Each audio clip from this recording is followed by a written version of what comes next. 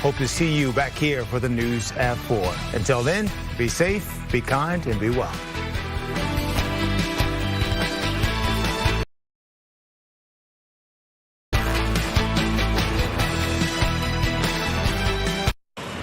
Next stop, Sherry. Is changing out there. I'm your host for today, Anita Blanton. I will be with you through 4 p.m. Let's take a live look outside first and foremost, because I think for a lot of people here in Chicago and throughout our state, you really need to be weather aware, weather ready today. We want to impress that upon you just as much as possible, as we do have the possibility of severe weather as the hours go by into this afternoon and evening. And you can see no sun in the sky, okay? We've had thick fog pretty much all day, and that's going to turn into some rain and storms that could get particularly bad for some areas. So a little bit further into the program, we're going to bring our meteorologists in to give you an expert look at things and to let you know exactly what to look out for. But I wanted to give you the heads up even now that we want to be weather aware. Make sure you get the alerts on your phone so that you're getting the information in real time as things are progressing this afternoon. Now, let me tell you a little bit about what we're expecting throughout this hour in terms of conversations. It is National Women and Girls HIV/AIDS Awareness Day. Women are actually, according to the data I received today, the fastest growing segment of AIDS patients worldwide. Let that sink in. So sad. And we account for 20% of AIDS cases in Chicago. You gotta do better. We know we can do better. I'm going to be talking to the chair of obstetrics and gynecology at Rush as we work to reduce stigmas. First and foremost, it's a conversation that needs to be had out in the open, and we want to improve health outcomes especially. So we'll have that conversation a little bit later on in the hour. Also in Indiana, has some new things that are taking place, some new bills that just went through that are becoming law. You are now legally allowed to break into a hot car and not face liability if you believe that there's an endangered pet inside. You think of, for years, every time summer rolls around especially, you have those stories of hot cars with either pets or children inside, and you are no longer financially responsible for any damages caused by forcible entry into a car for a pet rescue now in the state of Indiana. And I'm going to be speaking with a state representative about that. Also, while we were talking about the weather here in Illinois, really this is widespread in terms of the spring storms. I mean, we haven't hit the actual start of spring. I mean, it's meteorological spring when we turn the page from February into March. But for the rest of us, spring actually starts, I think, around March 20th. But we're having these spring-ish types of storms that have been popping up throughout the Midwest. And I'm going to be talking with a representative from the Branch County, Michigan Emergency Management Office about a tornado in that area. So one, we'll get the update in terms of what they're dealing with there. But two, we'll be able to, again, just raise that level of awareness in terms of what they're seeing and the fact that we could even see the possibility of tornadoes in Illinois today. So it just kind of hones in on the big message of today, which is to be weather aware, weather ready. Now, let's take a look at what's happening in New York City right now. We had the conversation yesterday, listened into the press conference right around this time yesterday from New York City officials and also the federal government even. I mean, the FBI was there, the attorney's office was there, the NYPD was at that press conference yesterday as they were announcing federal charges against two young men, 18 and 19 years old, for having devices that they threw at the mayor's place of residence, which is Gracie Mansion there in New York City over the weekend during counter protests that were going on. But as you can see, that street is full of law enforcement yet again today. NYPD has evacuated the area near Gracie Mansion yet again for a new suspicious package that's been found in that area just a short while ago here. We started to see this ramped up presence around that area. A senior law enforcement source is saying that this was discovered Tuesday morning, this morning, Not immediately clear if it's a real explosive or a hoax or something else that was discarded near the scene. Obviously, you can understand why there would be a heightened police presence and also heightened fears given what took place over the weekend. So we don't know yet what this is, but we do know that there's a reason to be concerned here. They've posted a bulletin on social media, the NYPD, telling New Yorkers to avoid that area. This is, of course, again, the area where the mayor lives, which became a crime scene after two men from Pennsylvania. Two men from Pennsylvania came over the state line over the weekend on Saturday and attempted to deploy two explosive devices. And they said with extremely volatile substances in them. These two have admitted to police, although now it's still in the works of being investigated. But they have admitted to police they wanted an incident to be worse than the Boston Marathon bombing.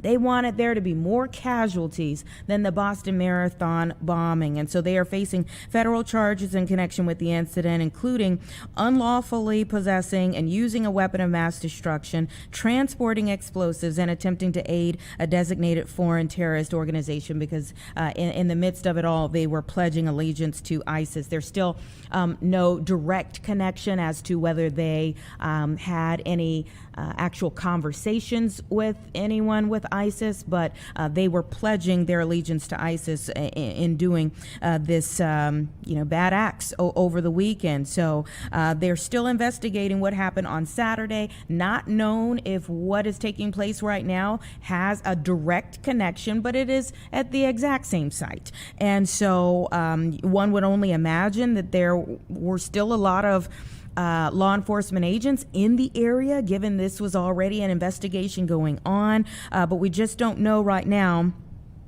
as to exactly what has been found, whether this was a hoax, a real explosive that was found, or something else that was discarded near that very same scene where two men did, in fact, have homemade explosives over the weekend. So we're going to continue to watch that play out there and see if any new information comes in to exactly what is taking place there, again, right outside of Gracie Mansion, which is where Mayor Zohran Mamdani and his wife live. So those are the things that we're monitoring right now. Weather top of mind, both here and also in Michigan. And just as soon as we can have that conversation, should be around 1:15 or so, that we're able to have the conversation with the emergency management office there in Branch County, but also, what's happening in New York City. And even we're awaiting a press conference to take place at the White House momentarily with Caroline Leavitt. You can see that all of the reporters are there in the room, but it just has not started as of yet. So as soon as she steps to the mic, if we are still ahead of that 1:15 time for our conversation with the Branch County, Michigan Emergency Management Office, we'll listen in to what she has to say here. We don't have any specifics as to what she is expected to talk about in this press conference. Obviously, there are many different things that they could be going over in this, and then you'll open it up to the press that's in the room, and they could have several other topics that they want to discuss as well.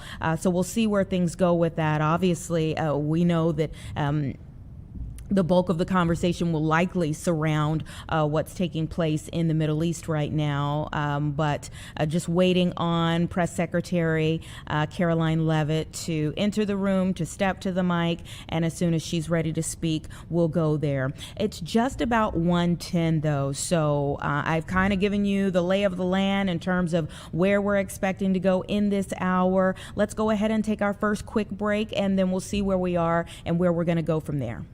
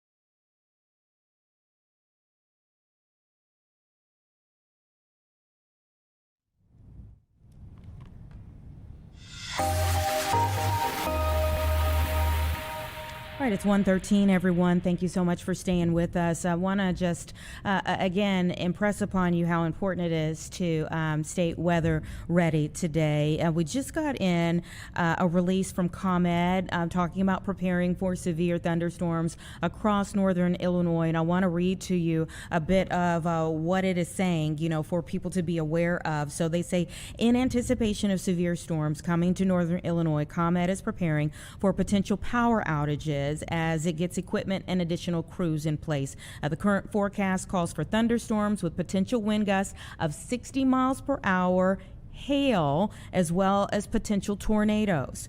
They say, as forecasted, severe thunderstorms roll through our service territory this afternoon and tonight. We are taking additional steps, they say, to ensure we can restore impacted customers as safely and as swiftly as possible. They are saying that public safety is paramount. ComEd encourages customers to take the following precautions, and this is what I wanted to make sure you have. If a down power line is spotted, immediately call ComEd at 1-800-EDISON-1. So that's 1-800-334-7661. They also have a Spanish-speaking line as well. That's 1-800-955-8237.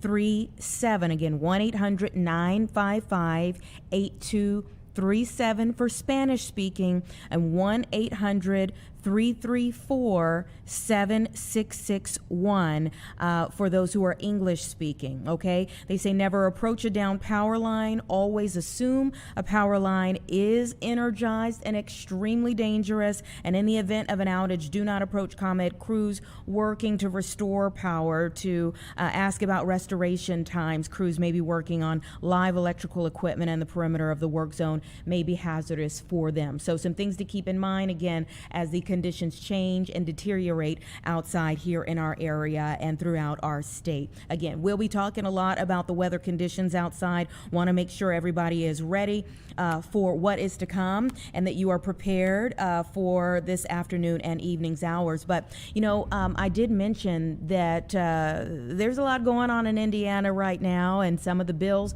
that were proposed that are becoming law now are starting to go into effect. And I want to go ahead and bring in our first guest here so that we can talk a little bit about it. We're going to talk about this, people being legally allowed to break into a hot car now and not face liability, with Indiana State Representative Wendy McNamara from Evansville. Thank you so much for your time. No problem. Thank you for the invitation. Absolutely. Tell me how long, it feels like we have had discussions throughout the country, discussions about, what to do when you see a pet or a child even in a hot car for years, for decades. Why do you feel like there's some movement now on this, at least for pets? Well, Indiana has had this on the books for years, but it had the penalty that the individual who rescued the dog or animal that was in the vehicle would have to pay 50% of the costs for breaking the window or damage to the vehicle. And what this bill actually does is eliminate or remove that 50% cost of liability to that person who rescues the animal who's in the vehicle. But the stipulations remain that they have to stay on site. They have to make sure that there's imminent harm that might come to the animal. They need to contact emergency responders, and then finally they need to stay on the scene. If they don't do any of those things, then they'll still be responsible to pay for some of the liability costs. Mm-hmm. And that is fair, but of course, if you're worried about liability, it's kind of like people who don't want to render CPR because they think they're going to break a rib, for someone, when you could actually save their life if you're not so worried about, I might get sued. But you're not necessarily getting rid of those concerns for the average person because people react based on what they know. What this does is allow them the opportunity to, rescue the animal that might be in the vehicle. and do so with the knowledge they will not have to pay any fees or fines towards breaking the window or the car door or whatever it might be. I think it will encourage people to be more good Samaritans in this case and advocate and really look out. As a pet owner myself, when I go in and look at people who have left their animals in the car in the hot weather, and it gets very hot down here in Evansville, you'll often see a sign on the door, on the window, that says, "My pet has the air conditioning on, we're good to go." But I think it'll allow more people to step up and really have no fear of doing the right thing when imminent danger is there for our animals. Absolutely. And I guess that was a part of your thought in introducing this or authoring this. That you're removing barriers again for people to hop in, and it is true that when it is super hot outside, I mean, seconds count for instances like this. Absolutely. Like I said, it's been on the books in Indiana for a long time, but they just had to pay the 50% of the liability costs or damage to the vehicle. This will eliminate that altogether. So hopefully that'll incentivize more people to step up and help and pay attention, be aware of the surroundings, be aware that there might be an animal in danger in their vicinity, and do the right thing. Yeah, and of course, in interviews like this and opportunities to speak and raise awareness, that does alert more people as to the fact that they won't be fined if they stay on the scene, and that is a biggie too. That they need to stay on the scene. Obviously, you walk a fine line. If people were to walk away, like, what is the backstory? Do you even know? I mean, I also see you have to make sure that there actually is a pet that's in the car.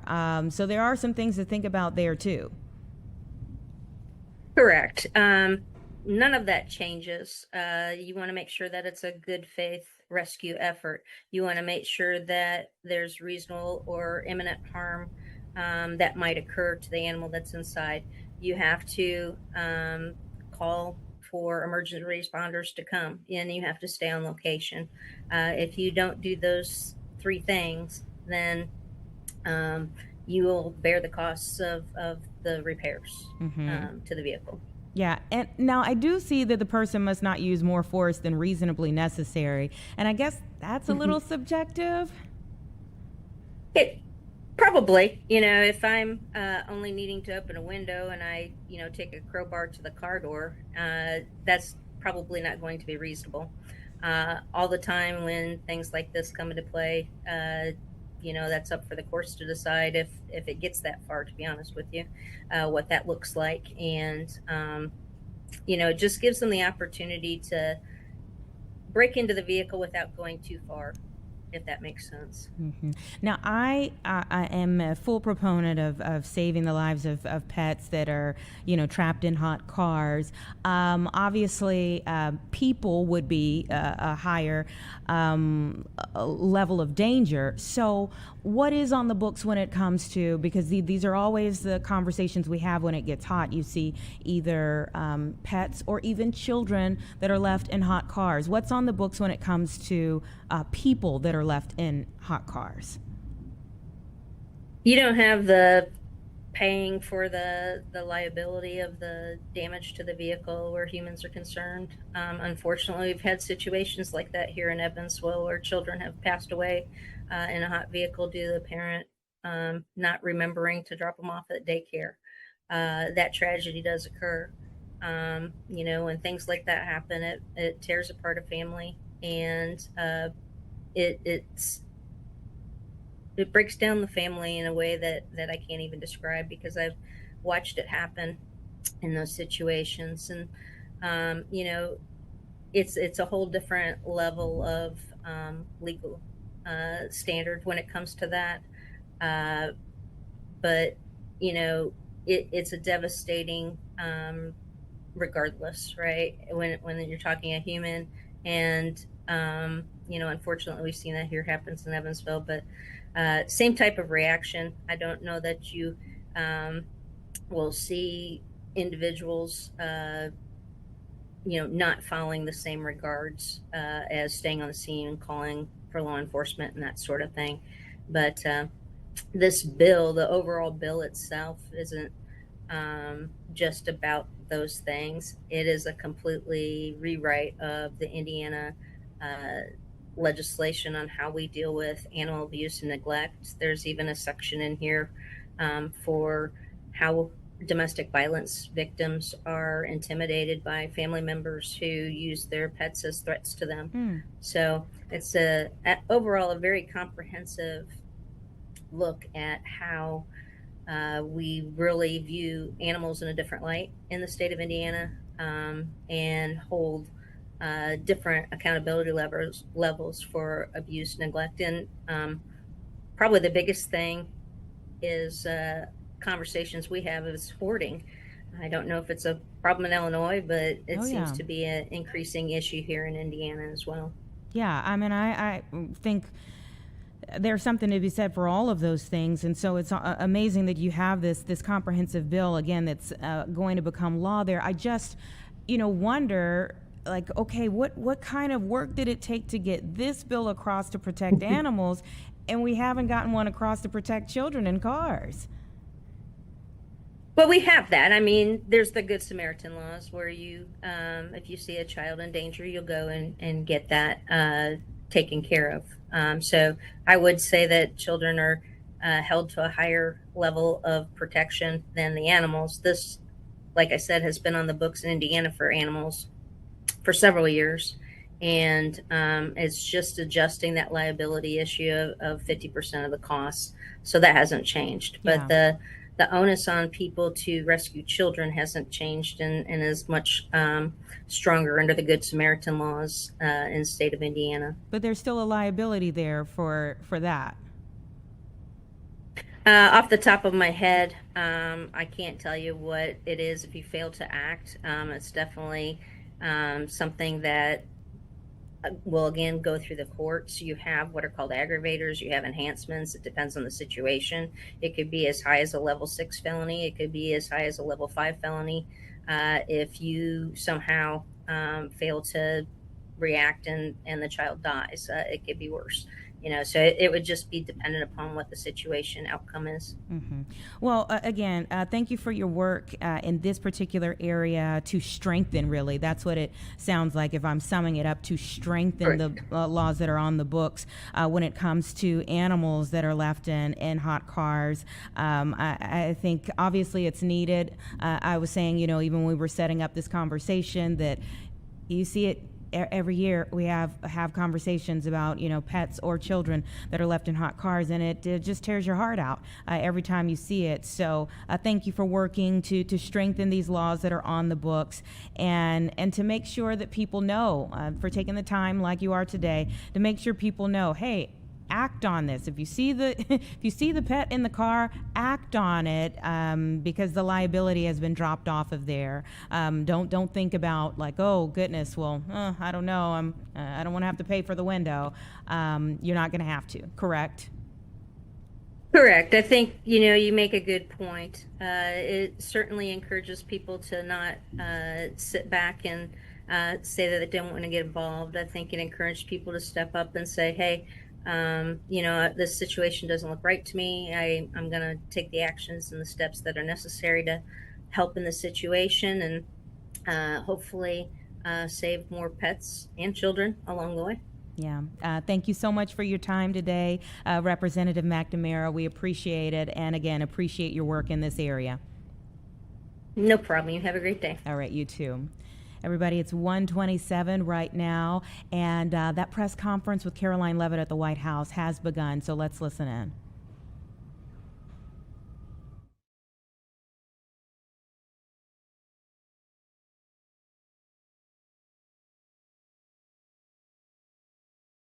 Democrats, Republicans, it's the Democrats' fault, it's the Republicans' fault.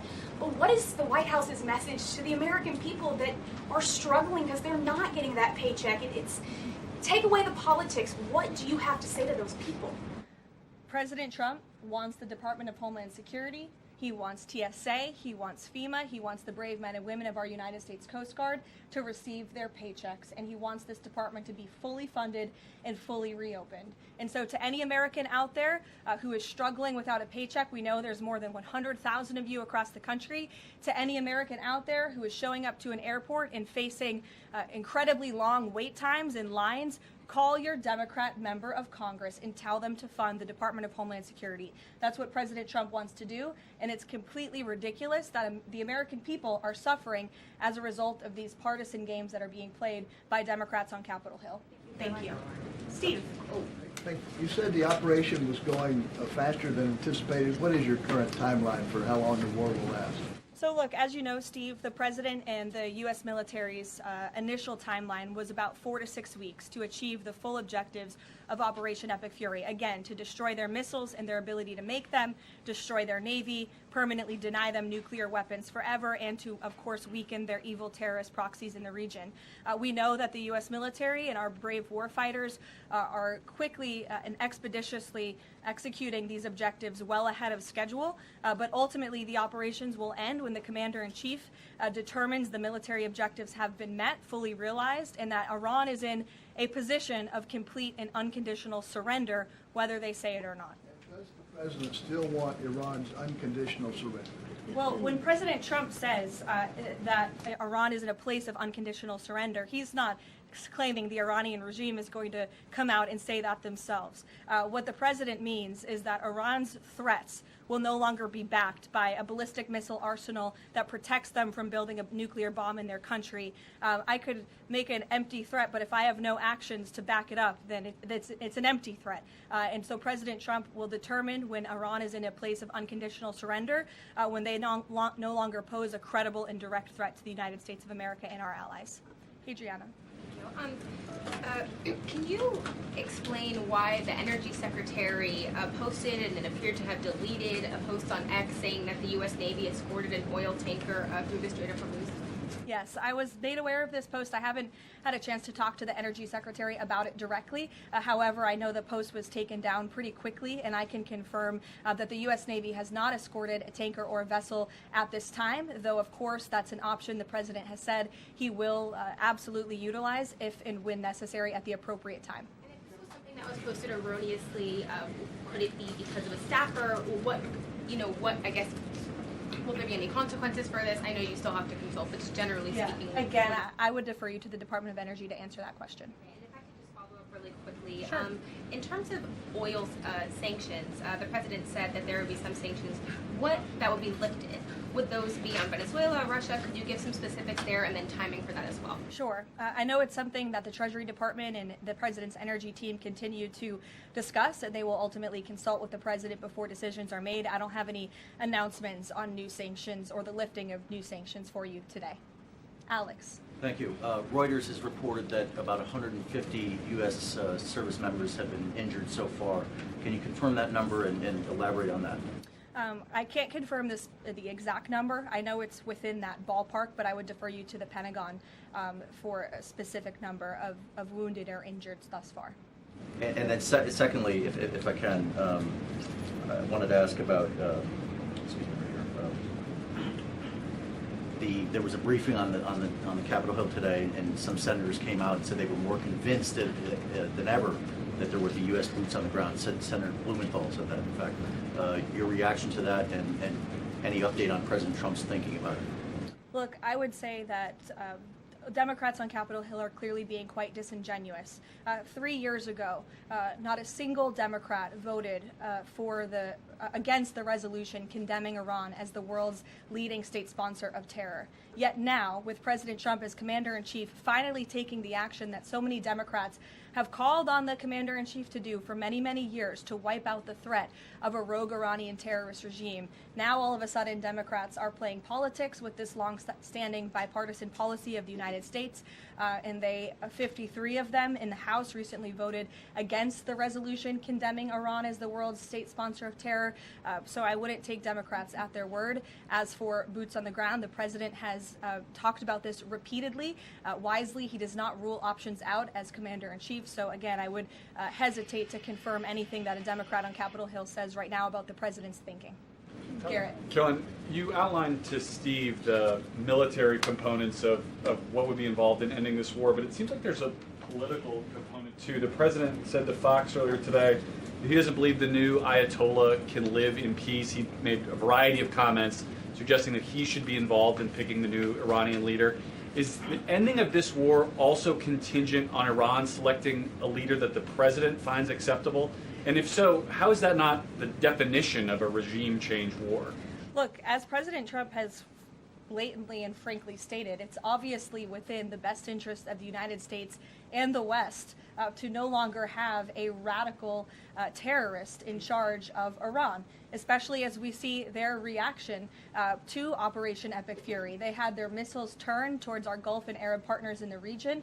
Again, this was a regime that chanted, or still chants, death to America. We look at the way that they are holding the entire world hostage with the restricting of the free flow of energy through the Strait of Hormuz.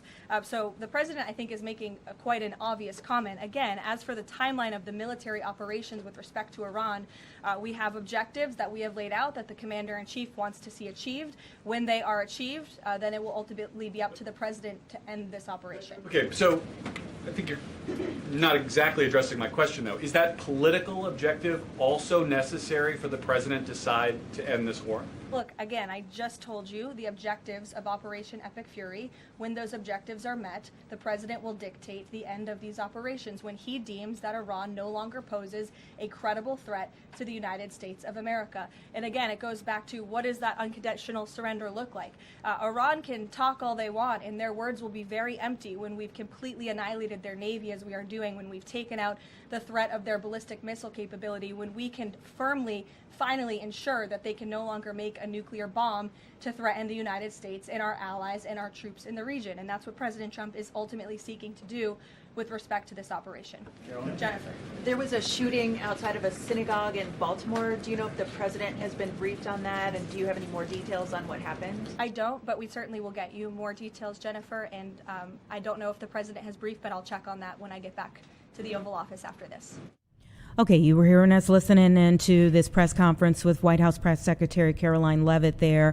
She was addressing several different things. The war in Iran, she says it's going faster than expected, that the military there is meeting the objectives, again, quicker than expected. They also addressed DHS funding and, of course, the partial government shutdown that we are in right now, how that is impacting different agencies throughout the government and, of course, people every day here at home as well.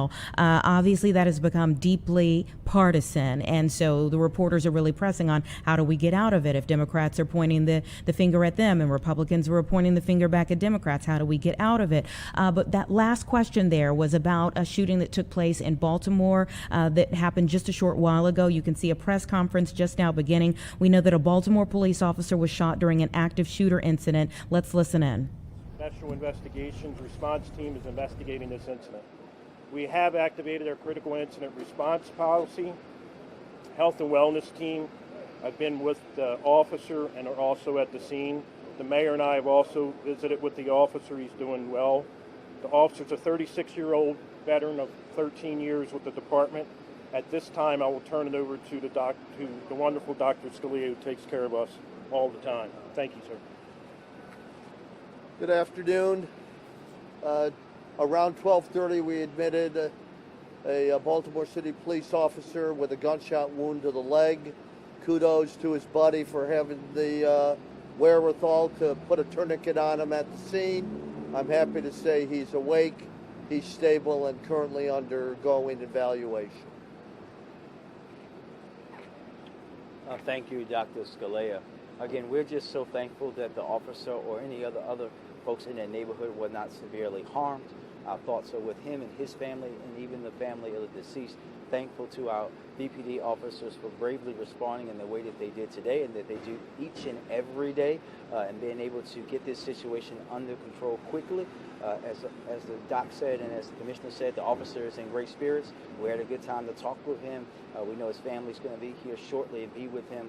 We're just very thankful to Dr. Scalela and the team here at Shock Trauma for always taking care of our folks and giving them the best care possible. Thank you. Questions? We'll start with questions right here. We'll work our way around. We'll do one question per outlet. So the suspect I know was deceased at the scene. Was he struck by gunfire by another officer, or was it self-inflicted? No, our sniper officer shot him. The person that jumped out of the window, is that the person who was being robbed in the original burglary call? That is still uncertain. We do know that he was also, after that person jumped out the window, the suspect appeared at the window with a gun to the head of another individual, family member, multiple times before he was shot. Alexa? So to clarify, there was a woman and another person who had the gun to their head in the house also? Is that Yes, there was a second, after the person jumped out the window, the suspect still had a hostage and appeared at the window multiple times with the gun pointed at the young lady's head.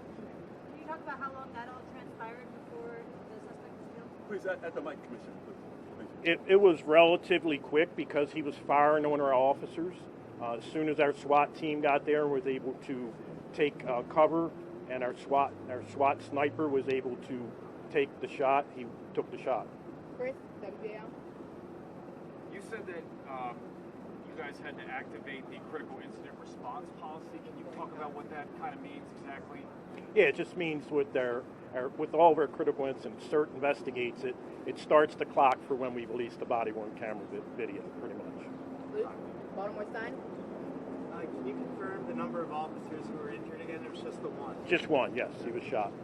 Channel 2? We saw one of our reporters saw a woman being escorted out of the house, and she apparently had some blood on her. Do we know whether that was the woman who had the gun pointed at her head? Do we know the relationship, if at all, between the gunman and that woman? We don't know exactly. We know it was a family member. We don't think she was injured at all, but she was taken to the hospital for evaluation. A family member of the person who jumped out the window, or A family member of the deceased. Any last questions? But the call was a burglary? Yes, the burglary in progress. How many officers are on standard leave because of, how many officers did leave fire? Just one? One. Last question? So the suspect, I know you were called for a burglary, but the suspect was related to some of the people in the house? Yes. Okay. All right, thank you guys. Thank you. I'll stay on scene for any questions. Okay, as we were listening in there, we're getting pieces of this investigation right now from the authorities, as this has been a very active morning for them, and an afternoon for them. They are 1 hour ahead of us here in Central Time. So they said around 12:30 this afternoon, they got a call of an active shooter situation that was taking place. This appears to be a house that was right next to a synagogue. So there was a lot of conflicting information that was coming out initially here. They say that a Baltimore police officer was shot during that active shooter incident that took place here.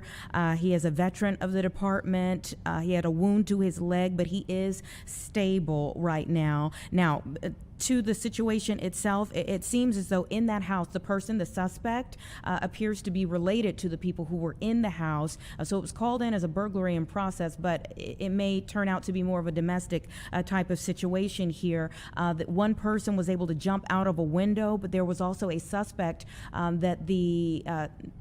there was a person that the suspect was holding hostage, that he came to the window with that person multiple times with a gun to that person's head. So the officers were taking a sniper approach to try to take out the suspect without hurting the person that he was holding hostage. But again, he was firing at officers, and this particular officer, the veteran of the department, was shot in the leg and is stable now at the hospital. The suspect is dead. The suspect was shot and is dead. So again, that is a situation that we're monitoring there in Baltimore, where they're still getting more information as to the full wealth of information in terms of what happened there this morning with the suspect who went into a home, held at least one woman hostage. One person was able to get out of the home. The suspect was shot and killed, but there is one officer who was shot in the leg who is at the hospital right now. We're going to take a quick break, and then hopefully we'll be able to move on with our conversations here in our area. Let's see where we're going from here. We anticipate a conversation with Rush. Remember, I was telling you at the top of the hour, we were waiting on a conversation about National Women and Girls HIV/AIDS Awareness Day, which is today. Want to raise some awareness and also just bust some myths and reduce some stigmas as well. So give us 2 minutes and we'll be right back.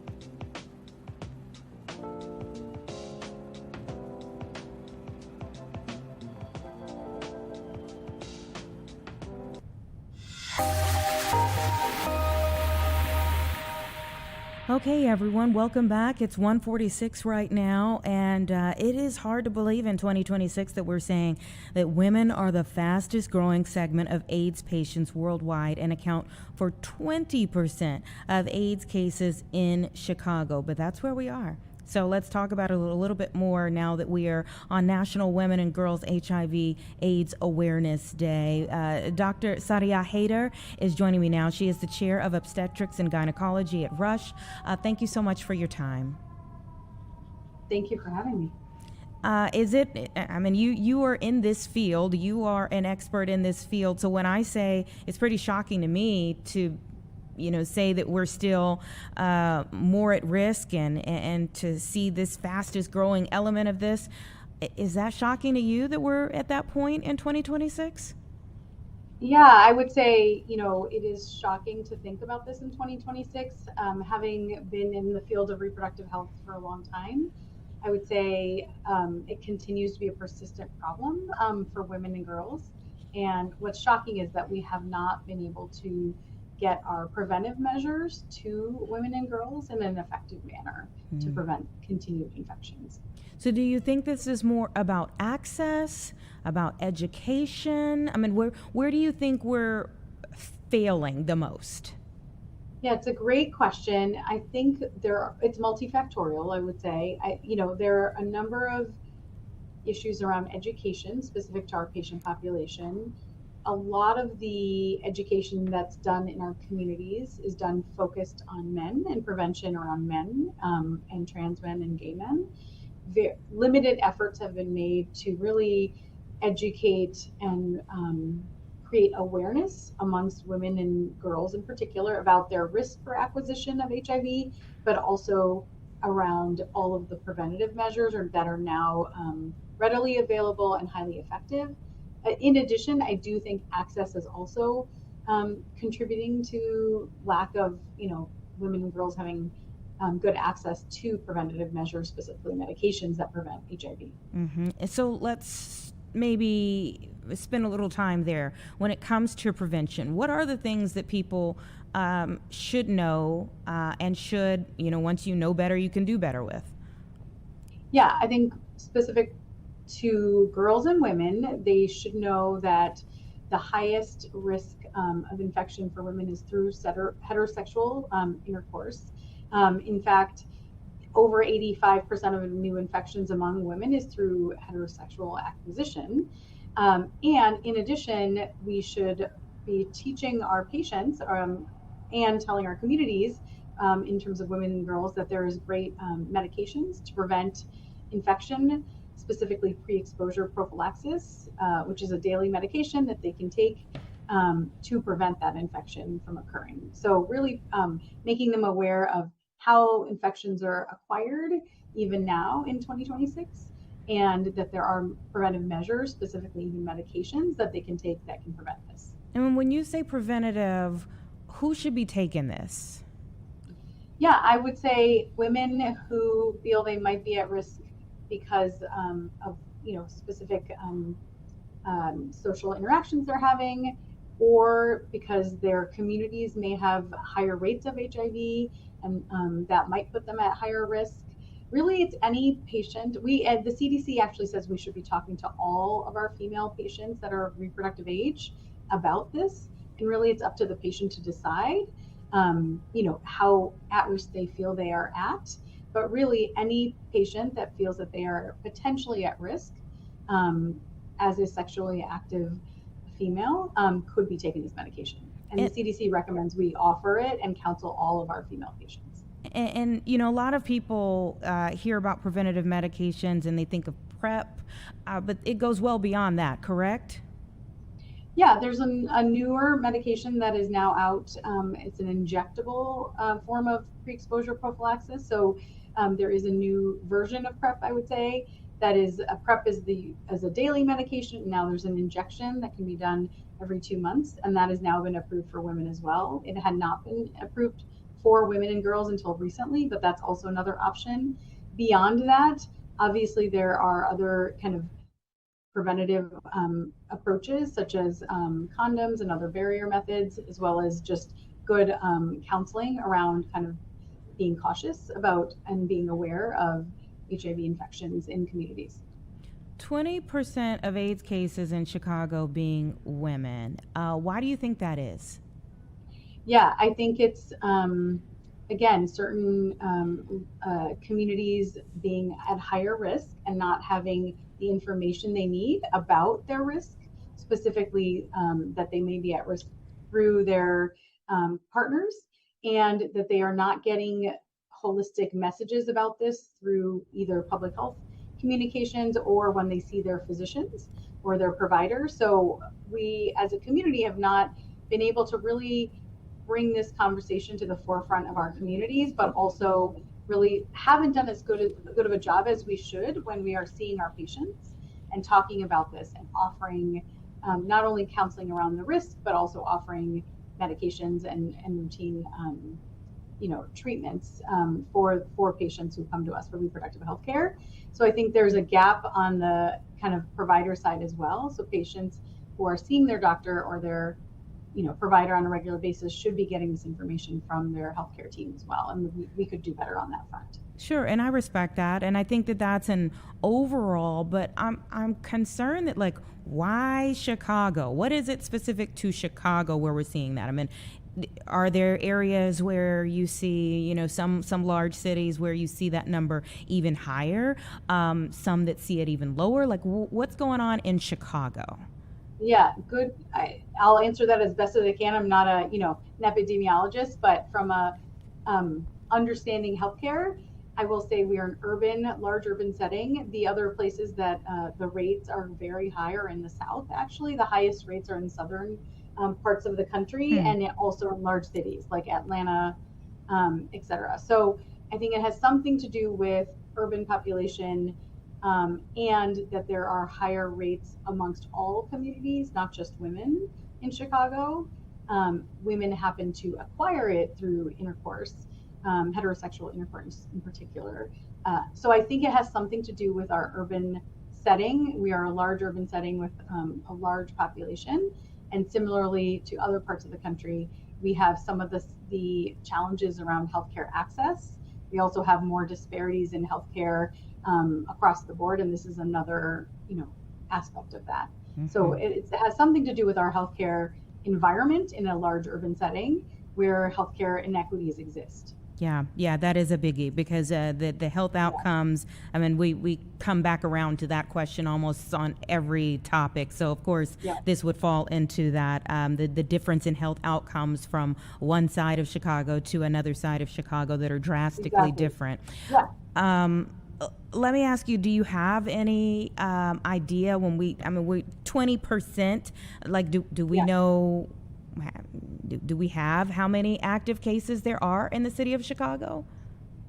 We should. I don't know the numbers off the top of my head, but I know the Chicago Department of Public Health keeps that data and tracks the data regularly. It is a reportable infection to the state. So if it's diagnosed, then we are reporting. So my understanding is that there is data that is being tracked regularly. Mm-hmm. Do you know, I mean, when we are, let's go into the stigmas. What are some of the things that you think we still get wrong? I mean, it used to be such a taboo in the 80s and early 90s, and people thought it was only gay men, but I mean, if it's 2026 and we're seeing these types of numbers, these types of statistics when it comes to women and girls, what are some of the stigmas that are still out there today? I think some of the stigma around even talking about it as a risk is still out there. I think there's a lot of discomfort still around even talking about risk that a patient might have, or even in communities talking about it. About PrEP and the need for PrEP.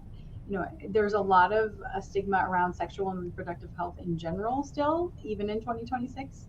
And so the conversations can be a little challenging. And I think within communities, where there may be a higher need for PrEP, it really sometimes is hard to acknowledge that the risks are higher and that prevention is a better pathway when it's just still very kind of difficult to talk about infection, what that means for a person, that it's preventable.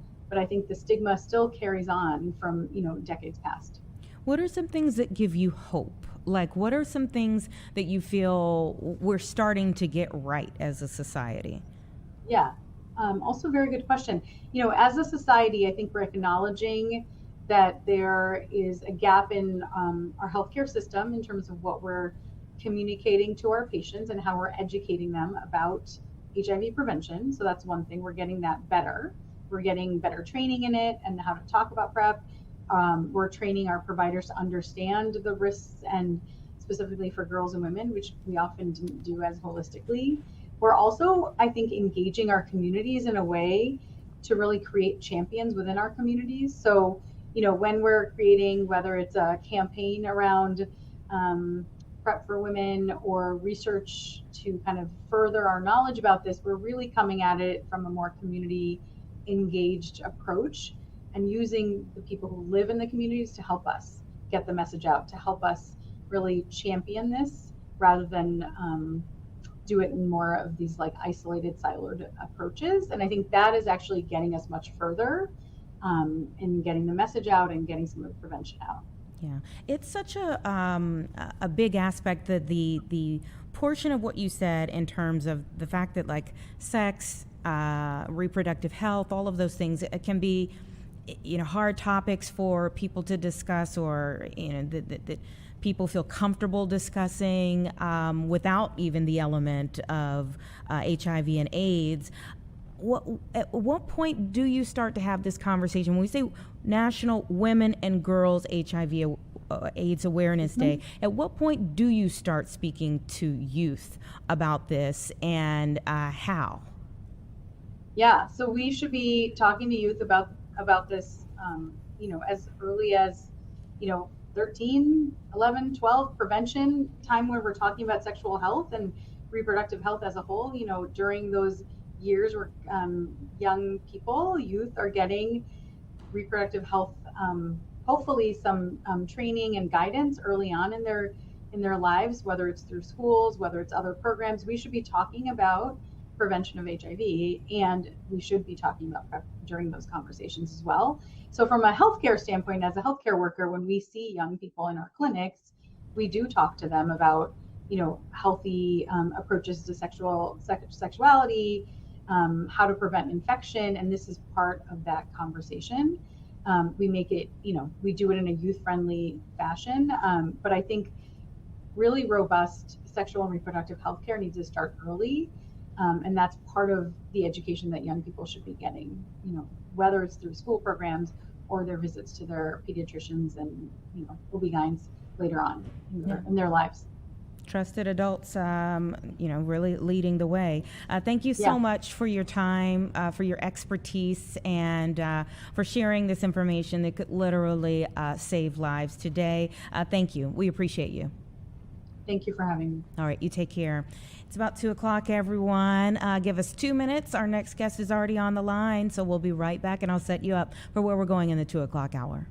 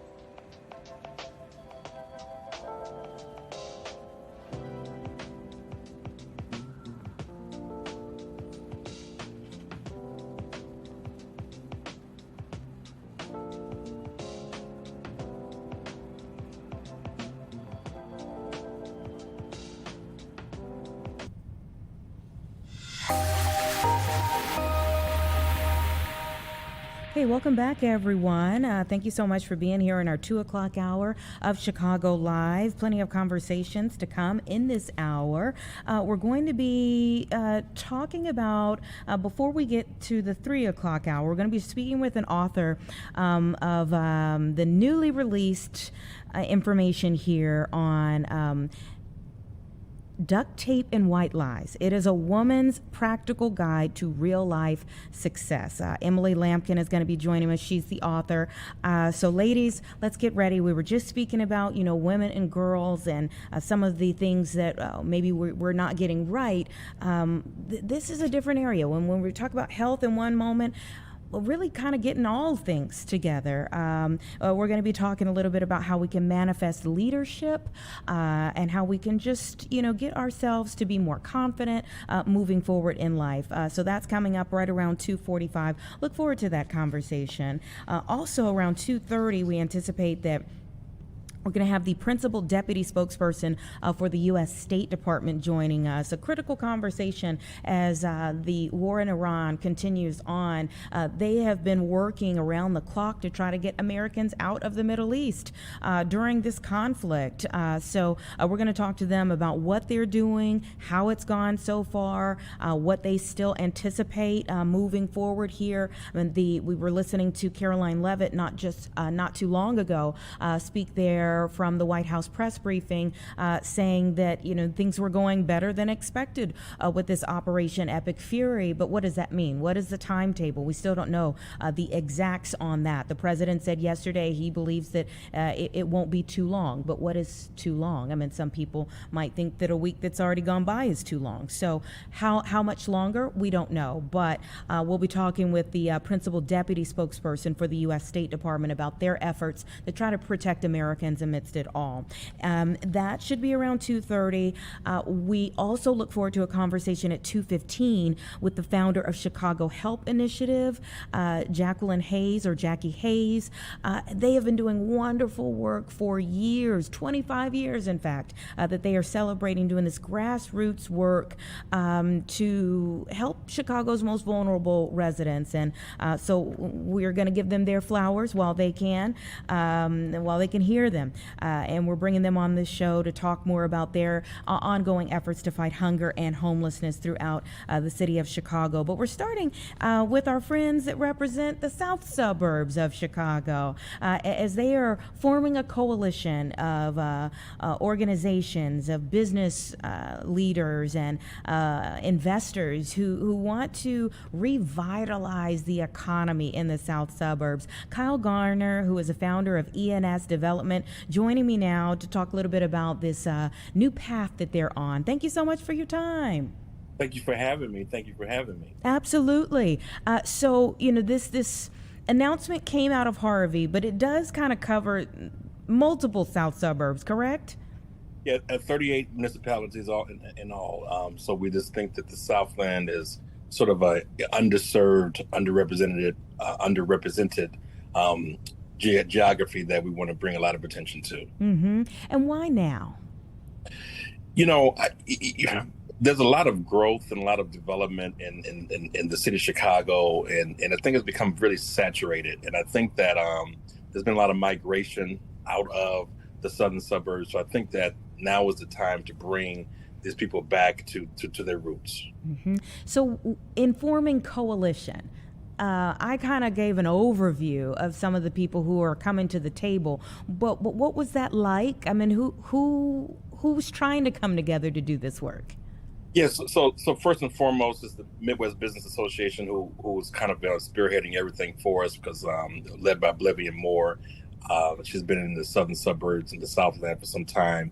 Terry Cox, who's on the line as well from Montague Group, as well as Black Gravity, a not-for-profit organization. Of course, my company, ENS Development. So it's developers, not-for-profits, and realtors and brokers and lenders that we're all coming together to kind of stimulate the growth in back to the Southland. Mm-hmm. And when you talk about stimulating growth, there could be, if you have 15 different people sitting at the table, 15 different ideas. But what are some of the things that you all are thinking? First and foremost, so we're doing about a $50 million development on the corner of 148th and Dixie Highway, and it's going to be comprised of 45,000 square feet of commercial space, 64 residential units geared towards seniors, veterans, and market rate, and also we're going to also have 22 townhomes promoting home ownership. So we think that this development over these 10 acres right there on 148th and Dixie Highway, and we consider Dixie Highway being the gateway not only to Harvey but also to the Southland. It has very high traffic on Dixie Highway with 55,000 cars per day, I-57 and 294 with 110,000 cars a day. So it's some significant anchors there already. We have McDonald's Corporation, of course.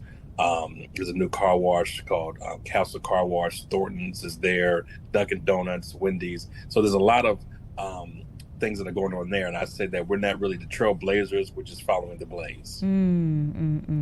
That's a beautiful thing in and of itself. Now, is this the area of the old Dixie Square Mall? It's just north of it. Yes, you're probably about 2 or 3 blocks north of it. And so we also have our eyes on it as well. They're going to go down the future. It sounds like somebody is familiar with the Southland. We've got a lot of people around here who know a thing or two about all different parts of the area. So tell me this, when you say revitalize, that tells me at one point in time it was booming. Tell me when that was, what it was like, and how things kind of, took a turn. If you wouldn't mind, I'd like Terry Cox, who's been kind of working in the area for the last 30 years. She kind of give a little bit better history. I'm sort of a newbie. Terry's been around for a while, so if Terry wouldn't mind taking that question. Sure. Can you hear me? Yes. Okay. So I've been working in the Southland for probably 30 years. I'm a commercial broker with Matanke Realty Group. I'm senior vice president of our development division and our brokerage division.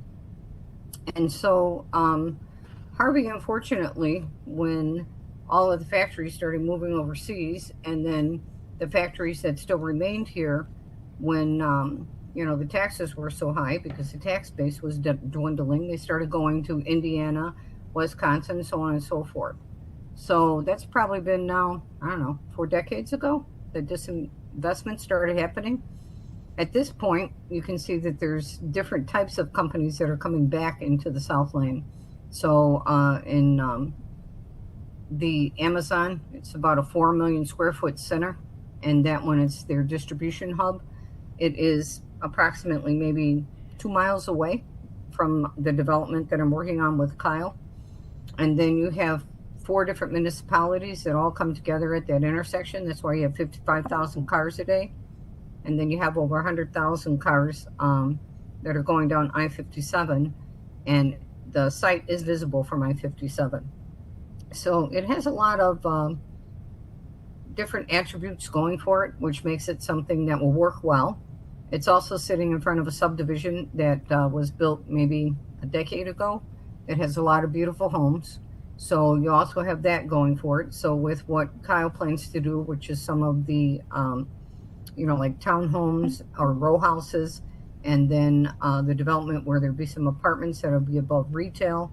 It will give it a way of spurring on the development to start going from the city, going out to the suburbs, and then continuing on throughout the different communities. So the communities offer a lot. They're all connected to the rail lines.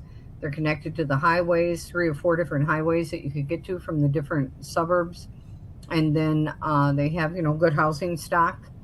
Like in Harvey, 57% of the homes are actually owner occupied. So that gives some stability to the community, which it hasn't had in a while. And when you start putting all that together, and then incentives, which are offered through the state and through the municipalities, that also attracts developers to come out to the Southland, because they're have programs where you can reduce your real estate taxes for 10 years, and then if it's still available, reduce them for an additional 10 years, and that reduces them by about 60%. They have TIFs in these different areas, and so then you're able to get some money out of those. workforce development, so you can also get some help with paying your payroll for training people that are bringing them into these different types of companies that would be coming. So it's time. That's what it is. It's time for this to happen.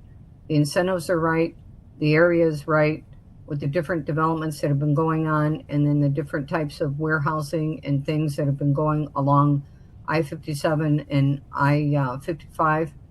It really does make it so that it's the right time and the right place.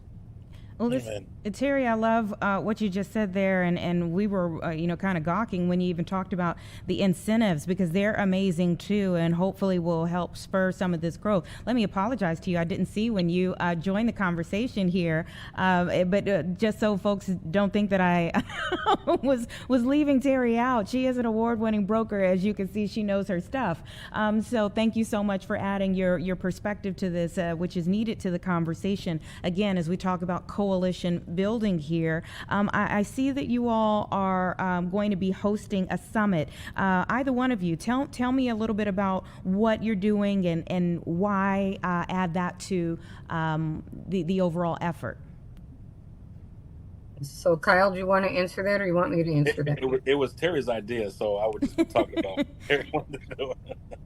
Okay, so in the 30 years that I've been actually working in the south suburbs and bringing different goods and services to the different communities, one of the things that I have recognized, because I'm a member of what's called the International Council of Shopping Centers, which it's ICSC, and we attend 4 of those programs a year.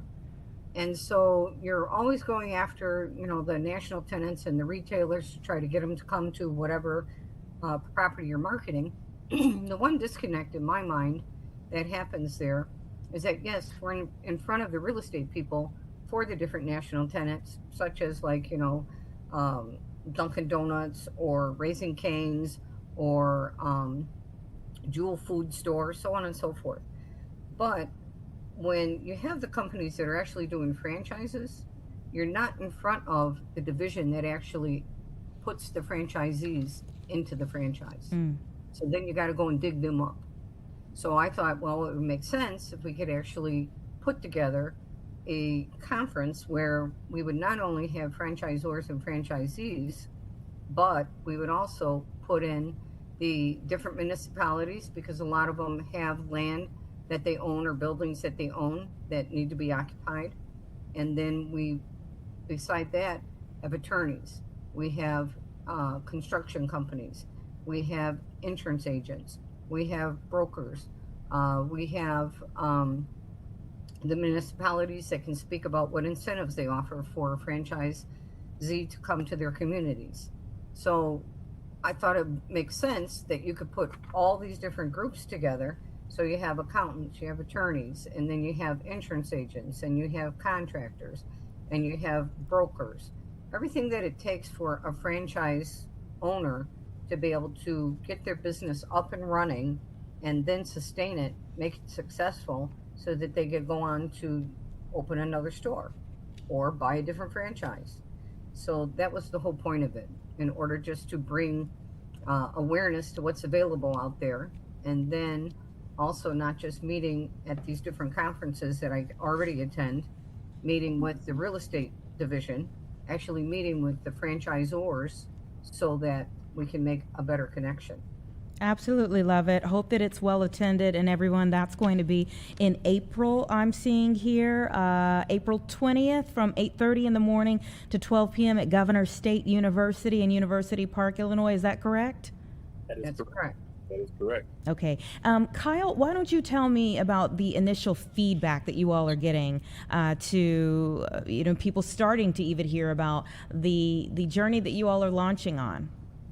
The first thing I talk to a lot of clients or investors, what have you, and say, we're starting a development in Harvey, and they kind of turn their nose up, and then I show them the rendering, and they say, oh my goodness, my great, it's fantastic.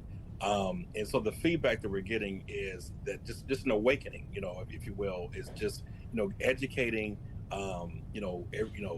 potential clients, potential franchisees, owners, just about the viability of Harvey and the Southland. They're really astonished about what's there and what's happening, And like I said, so there's already development activity happening, not on a large scale, but any development that is taking place.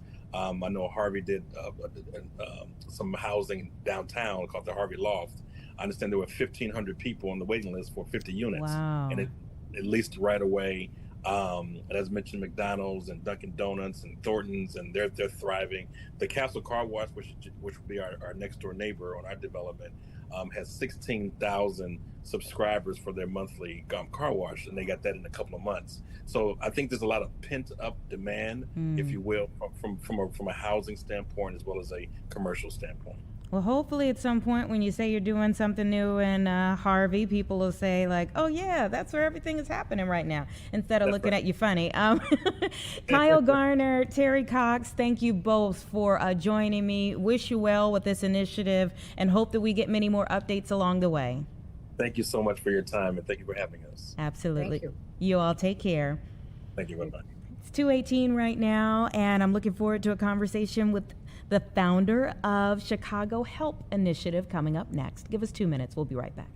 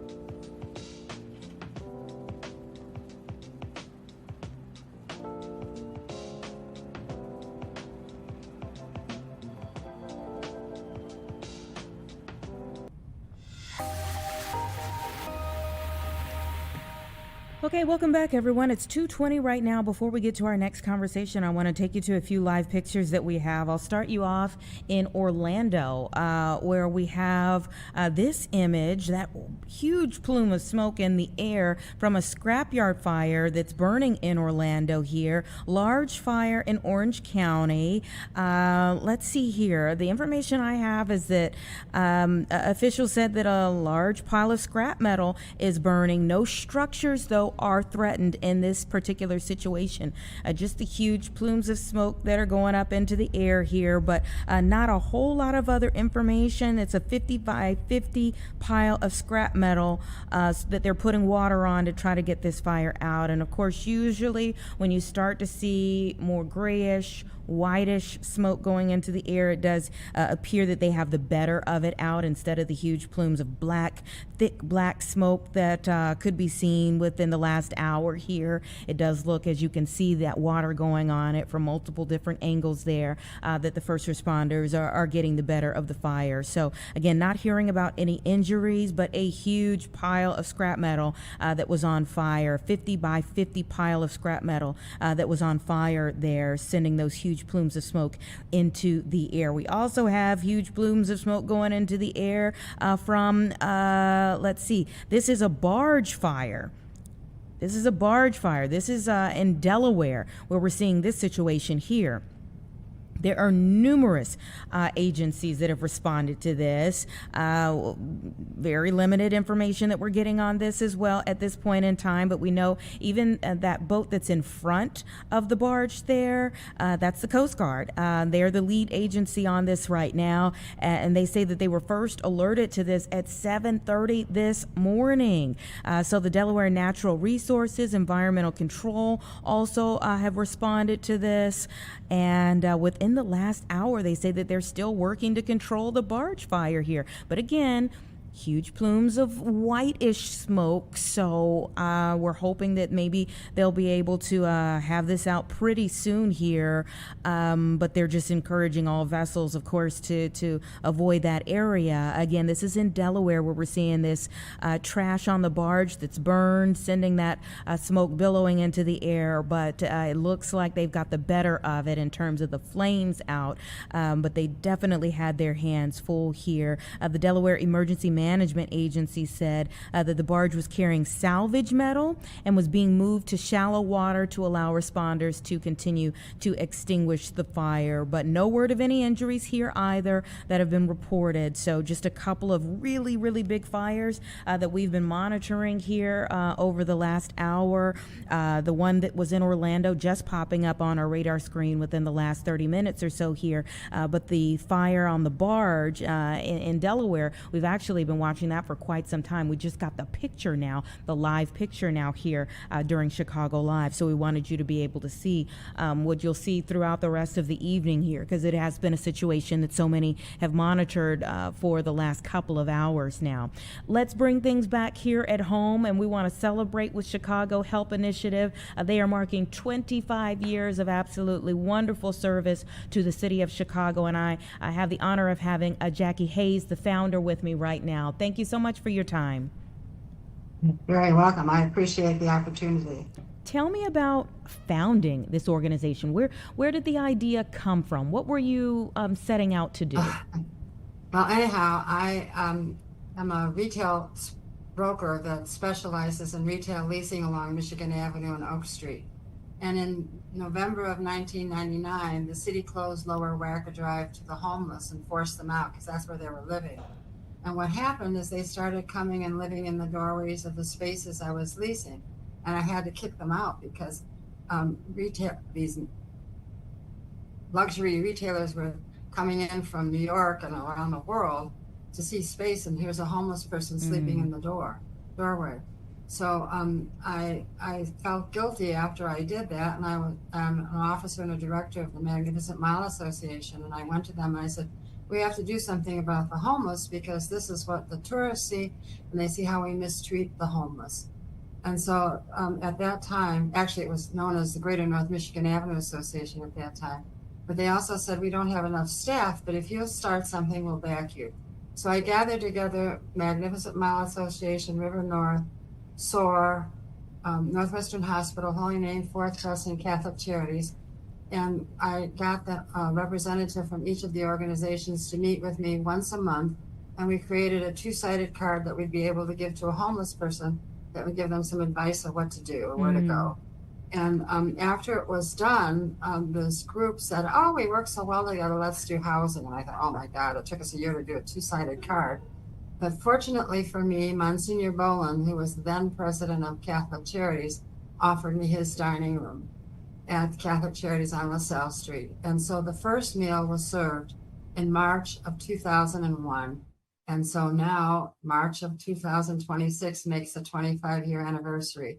We've served close to 1 million meals since we started, but more importantly, what we've done along the way is we get about 10 to 12 people off the street into housing and with a job a year. And that's a Herculean task because housing is so difficult to secure right now. And everybody knows that, I think.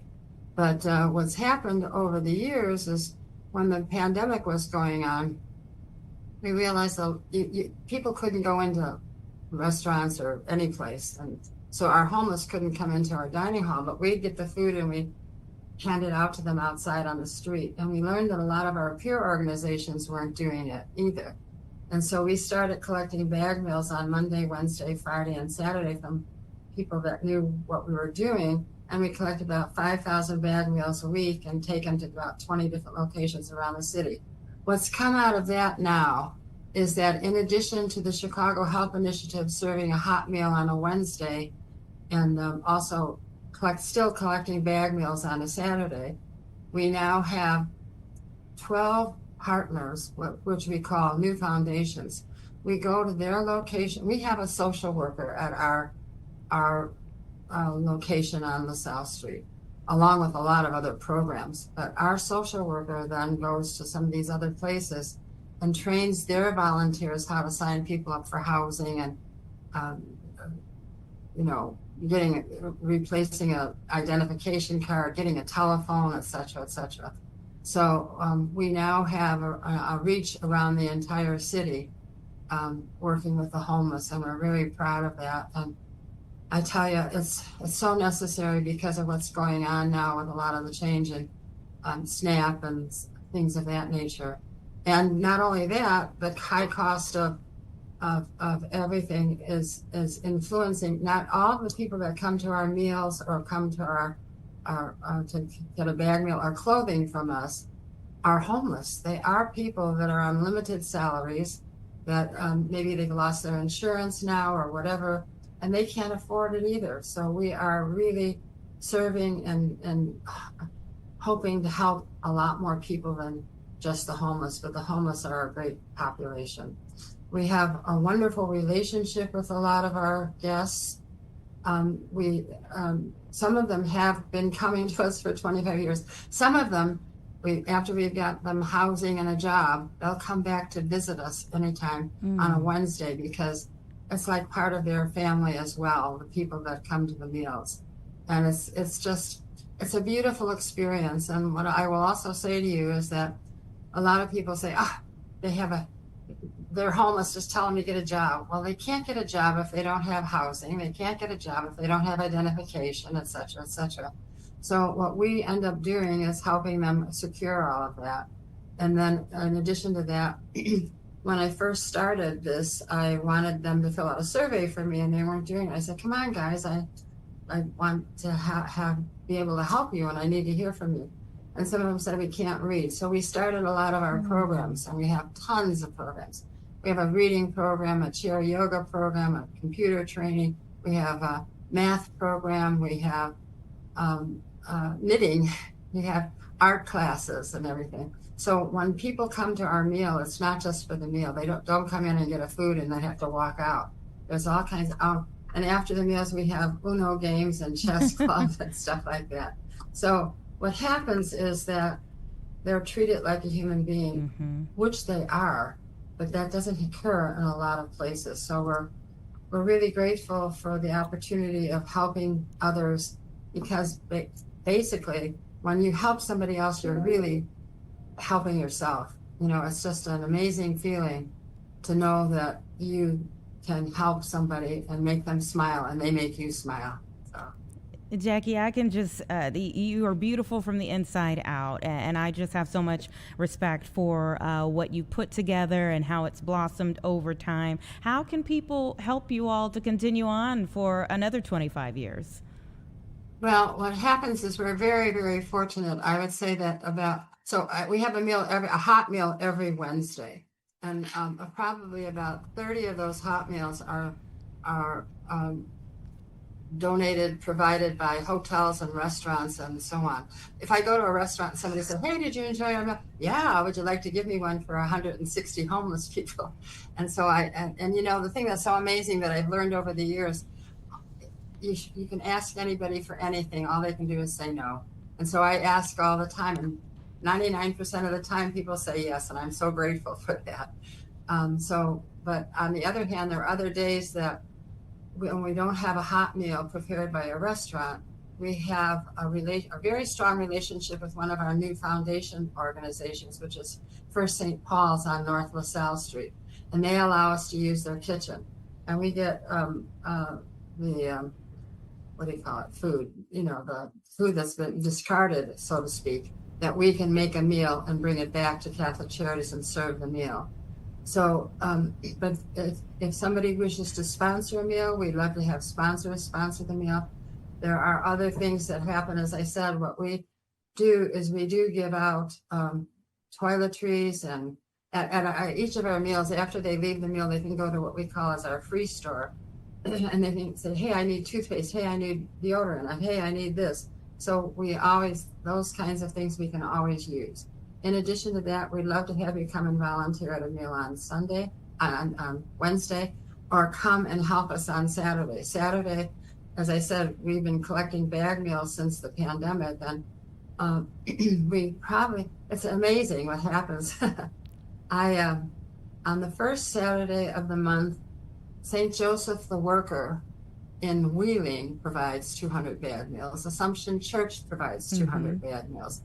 The St. Joseph the Worker provides a bag meal every month, every Saturday, I'm sorry. What happened is when the pandemic was almost over, this woman that used to come by on Saturday and drop off 45 bag meals said, hey, can you use more? I said, yeah. She said, how many? I said, 100, 200. And so the following Saturday, she came by and she said, oh, my pastor said we could do that. And I said, great. He'd like you to come and talk to us and tell him about your organization. I said, sure. So I had to go out to Wheeling. I never knew that's where she was coming from all the time. Well, Jackie, but for the last 3 years, every Saturday, the church in Wheeling makes 300 bag meals and brings them down to us. 200 bag meals and brings them down to us. But that's happened a lot. So Assumption Church is a church that I go to, and they provide a meal. The thing that was so remarkable is I can't even remember how I made a relationship with St. Andrew Greek Orthodox Church on Hollywood and Lakeshore Drive. They give me 700 bag meals on the third Saturday of the month. Well, I certainly hope that you get many more, Jackie. I'm sure people will, they have every reason to want to help the wonderful work that you do. Congratulations on the 25 years. I hope that you have 25 plus more to come. And thank you so much for your time here today. I do need to get to my next guest, but it has been wonderful chatting with you.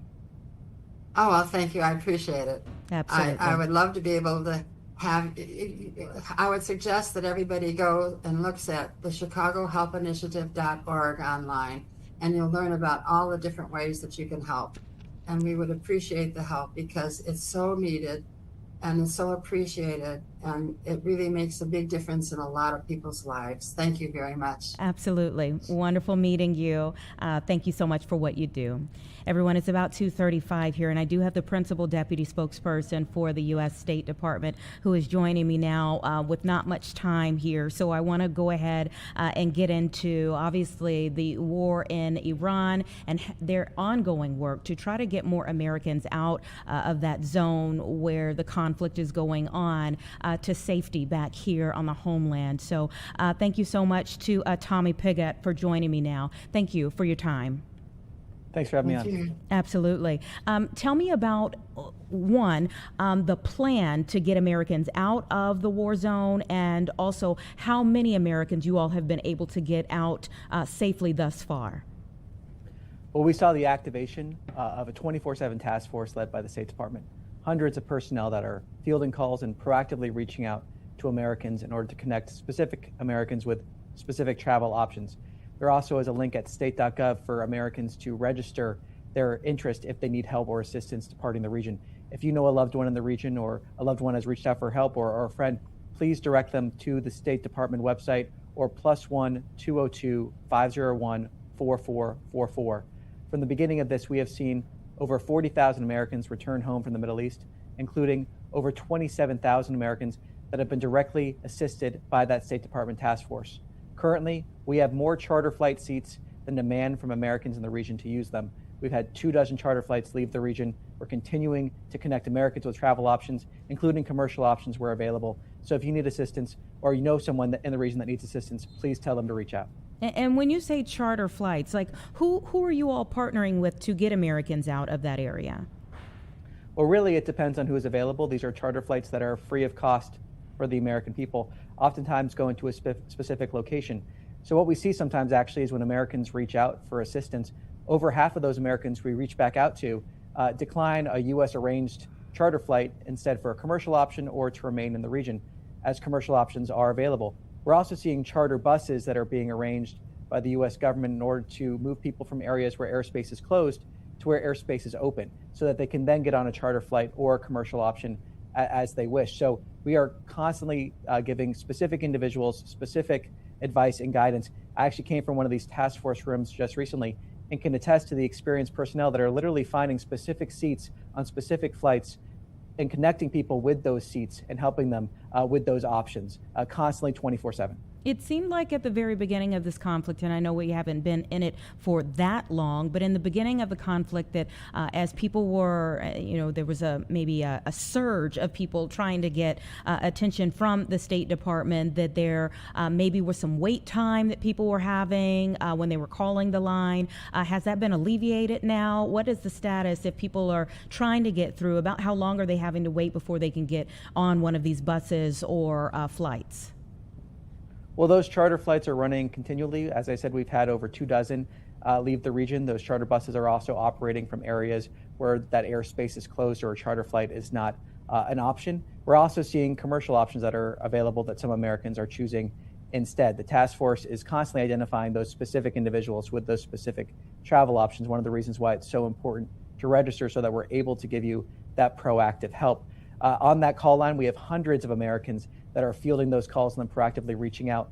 That wait time is down to close to zero in terms of Americans reaching out, needing that assistance. So please register your interest so that we can identify that travel option, can present those travel options to you, give you as much information as you can if you know someone in the region that is trying to depart, whether that's that commercial option, whether that's that charter option. We have this experienced personnel that are working 24/7 to help those that need it. I'm just wondering, if I were to reach out right now and that wait time, on the line is zero, so I get straight through to someone, does that mean I might be able to get on a bus today, or would I have to wait 24 or 48 hours to be able to get out of that area? Well, the goal is as soon as possible based off of where you are. Depends on where you are in the region. Sometimes a charter bus might be an option, sometimes a charter flight, sometimes a commercial option is available. Some of the Americans that we're providing options to, for example, choose not to use a charter flight because that's going to a specific location that may be different than the final destination that the American citizen wants to go to, and instead are choosing a commercial option. So our goal is to get as much information as quickly as we can with as many options as we can, connecting to that specific option, and then providing that assistance to the American people that are looking to depart the region. Principal Deputy Spokesperson Tommy Pigott, is there any other information that you want to get out very quickly to people at home? I would say another important resource is to register at step.state.gov. Really, any American traveling overseas, that allows us to send proactive security alerts to people that have registered based off of the country where they are. And in the region especially, those are constantly being updated with the latest security guidance. Thank you so much for your time. We appreciate it. Thanks for having me on. Absolutely. It's about 2:40 now. Give us 2 minutes and we'll be right back.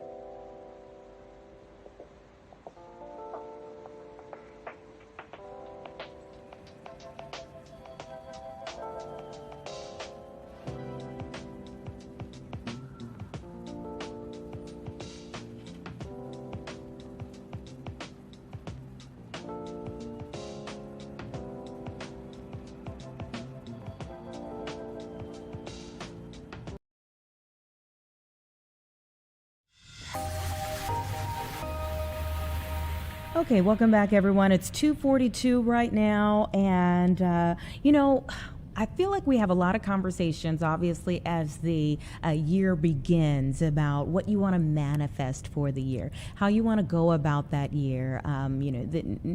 Some of it could be New Year's resolution, some of it could be just, changing your frame of mind. But as the year goes by, some of those things kind of fall off. So let's do a spring reset, if you will. I have Emily Lampkin, who is the author of Duct Tape and White Lies. It is a women's practical guide to real life success, joining me now. Thank you so much for your time.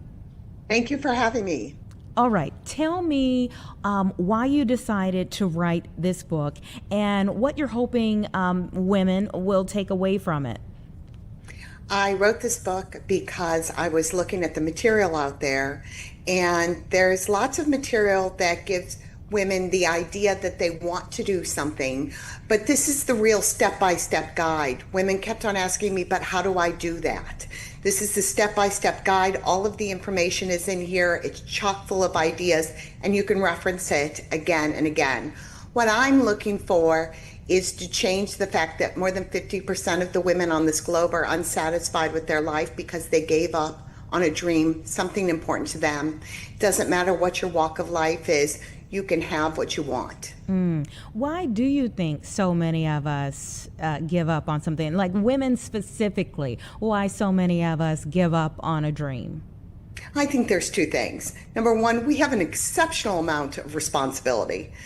The vast majority of the women in this country are full-time caretakers for one or more people, and we have jobs and at least very little time for ourselves. Second thing that happens is that sometimes we are what I call dream slashers for ourselves, which means we get in our own way because we get tentative about taking action, even if it's small, to head us in the right direction. Yeah, some people would say if your dreams, if your dreams don't scare you, they're not big enough, kind of thing. There was a lucky girl movement that was really big in Chicago at one point in time that was about manifesting your life. And some people have called your book the anti-manifestation leadership book. Why anti-manifestation? I'm not sure why, but as the title suggests in Duct Tape and White Lies, we live our life in the messy middle, and I want women to know you can have what you want even when you're living your life day to day in the messy middle. It seems like some people are saying, yours is just more have the tough conversation, set some boundaries here. All true. I have a Midwest practicality to me, and sometimes it's having tough conversations with others, and that's all referenced in the book. Sometimes it's having a tough conversation with yourself that you're going to get out of your own way and start taking some risks and living a life where you're thriving. What is the duct tape element? Duct tape is that uncanny ability women have to find a solution in almost any situation. And it's making sure if there's an extra sandwich in your child's lunch, or taping up the hem when you're on your way into the big meeting.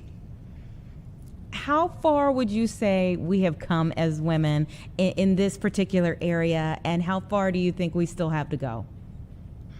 I think that is an amazing question with not a real clear answer. We have come very far, but we are most likely still in our own way because we have the ability to make our own dreams come true.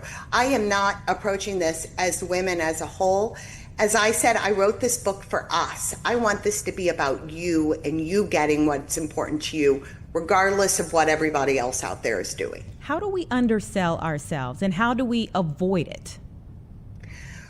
We have our brains wired to protect ourselves, which is okay, but we need to also get out of our own comfort zone in order to sell ourselves. I have 3 easy tips there on selling, and we can go into great detail in them within the book, but you need to know what your opponent is doing, and you need to get ahead of their argument they would make against you. We need to start telling our story ourselves, and women are terrific storytellers. And we have to understand that men and women communicate differently. So if you're communicating with men the same way you're communicating with women, you're losing. And when you speak of building momentum, is that a building momentum in life, building momentum in career, what is building momentum, and at what point do we get to that? How do we get to that? We never reach the pinnacle because one thing we aren't ever seeking is perfection, because perfection is unattainable and miserable. But what we are looking for is to have some momentum for what's important to us. My recommendation is to take small steps. I find when we're asking people to make massive changes, they can't get there because our lives can't always absorb that. So we want to make small changes. One of my recommendations to women is to start asking for what you want. And you can ask for simple things. I'd like to learn more about you. I'd like to learn more about the subject. That way, when we make big asks, such as I want that big promotion, or I'm looking for a significant amount of investment money in my new business, it's a lot easier to ask then. I love how you have this aspect of building power through brand, network, and nerve. Talk about that. One thing I found when I was observing women over the course of time on this nerve is that these women were taking risks. We need to take risks. Now, with risks, we're going to make mistakes. I call them now I knows. All of the women I know who are successful and thriving in their life take risks. And I find that these risks mean that women are living without a lot of regret. And even if things don't work out, they don't have a lot of woulda, coulda, shoulda on their mind about what they could have had. You're dropping some gems here. Now, do you feel like this book is for women of all ages? Do you have a specific age group that you're looking at? Who is this message for? Great question. There's a reason I copywrote this material, because I learned that it works for women from high school and college age through women in their 70s and 80s. We have so much in common. And I have taught this workshop that this material is based on all across the country and around the world. I represent the American people through the U.S. State Department speaking on these subjects, and we have so much in common. This material applies to whatever way you are leading in your life. And what made you go in this direction in your life? I had always been committed to electing more women to office, and I realized there was a much bigger universe of women who were leading, and the material benefited all of us. And when I looked out at the books out there, there was nothing like this. And so I sat down 45 days, wrote this, and wanted to make sure that it was available for women during Women's History Month. So here we are. The opportunity is yours.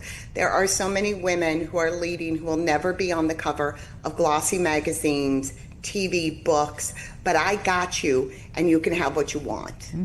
Now, when you're going throughout the country and you're speaking with women, with this guidance, this direction that you're giving, what is their reaction like? What are some of the stories that you hear? The beginning is I describe these groups, these audiences of women, that I walk into a room of women leaders, most of which either don't know that they're women leaders or won't admit it to themselves. My goal at the end of the workshop is that they all walk out of that room knowing they are women leaders, willing to admit it to themselves, willing to be recognized as being the influential members of their community that they are. That is my goal, and that was my goal in this book, was to share that information in a written form to women who aren't in the Women Leaders Series workshop. Do you have like a success story that you can say, like, I watched this, I played a small part in watching this outcome in the end? They share their stories with me, and they are humbling and heartwarming. I'll give you 3 examples. I had an attorney who used our message development in Duct Tape and White Lies in the courtroom. She had been in the courtroom for almost 30 years, and she said, I rewrote my opening statement, and for the first time I had all 12 jurors shaking their head yes at me. I had a woman who used this material, had a meeting with her boss already on the schedule. Next day, got a promotion and a pay raise using it. And I've had women who have taken on huge missions that change both their lives and their communities, who have cleaned up rivers, who are addressing domestic abuse because they knew that they were a leader in their community on this subject now. All of those things are huge. And you also address boundary setting. Why is that so important? Because people will take up all of our discretionary time if we don't set some boundaries and start finding clever ways to say no. Now, you can use no with men. They do not get their feelings hurt, and it's a perfectly appropriate sentence, full sentence to them. But women often need a different answer. I have these mini chapters in the books I call accessories. And one of the accessories is simply ways to say no without saying no. If we can set these boundaries in place, we have more time to complete our dreams. So we addressed the duct tape portion of your title. Where do the white lies come in? Are they white lies that people tell us that we believe, or are they white lies that we tell ourselves? I am looking at white lies that I use in my own life, not to myself, but sometimes a white lie is a better message than being overly candid. I'll give you 2 examples. Number one, when you're at work and you're kind of having a crummy day at home and somebody asks you how you are, you're probably going to say fantastic rather than I'm having a crummy day at home. It's not always professional and it's not always appropriate, and it doesn't necessarily help you out. Another example I always give, I taught my boys this from a young age, is when we have a new mother, she's at this critical point in her life with this new baby, and we always tell her she looks beautiful. Well, yeah. White lies that work, white lies that are important. All right. I think this is awesome. But what I'm hearing from you, what I'm feeling from you is that there has to be another book in you as well. Now, obviously, we want people to get this one, but are you already working on the next thing? No, I am so excited to share this with you and with women all over the country and all over the world. I am completely focused on this right now. What? Okay. All right. Well, thank you for dropping this on us. We certainly appreciate it. I think that the timing is perfect for it coming out right at the top of Women's History Month. And I hope that it helps a lot of women out there. Now that the book is out here, what is the course? I mean, are you continuing on with these workshops? And walk me through like what a workshop entails. It is hands-on, high-fiving, almost has a church revival type feel to it. It's about 2.5 typically hours in length. Oftentimes at conferences or any kind of large organization where women are meeting, corporate retreats, and we interact and we play out these scenarios and we participate. And women come out with an individualized plan of action for each one of these events for themselves. As I always tell them, every organization has a strategic plan for women. You need to have a strategic plan for one woman. Yeah, that's huge. Thank you so much for joining me here on the show. I appreciate it. I hope that every listener got something from it, and I know that I have. So thank you so much for your time. Thank you for being a woman leader. Absolutely. You take care. Great speaking with her. I think this is awesome. Again, this is Duct Tape and White Lies, a woman's practical guide to real life success, that's out. And that was Emily Lampkin, the author. She is, some people have said, and this makes sense here, that she's one of the most quotable guests that they've ever had. And I would agree. I mean, she dropped a lot of gems there. So I hope you were taking notes. It's 2:56. Let's take a quick 2-minute break, and then I'll get you set up for our final hour here together on Chicago Live.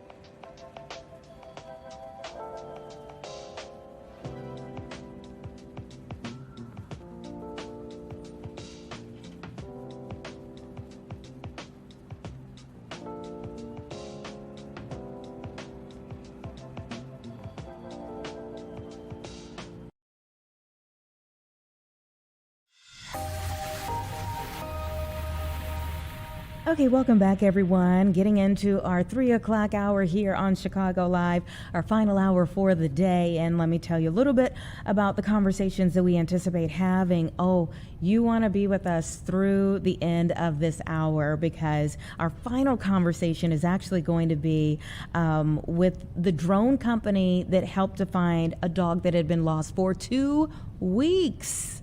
It is amazing. You know, every day we talk about the good and the bad that comes with technology. It is amazing the things that, you know, when technology is used for good, how advanced we've become, the things that they're able to do. The video is so amazing. It's so cool. It's all of those things. It's just awesome to be able to talk to people who are using their technology for good, to be able to see what they're able to do with what they have. So we're going to have that conversation around 3:45. 3:30 is maybe, it could quite actually be the most important conversation that we'll have for this hour, and that is about the weather outside.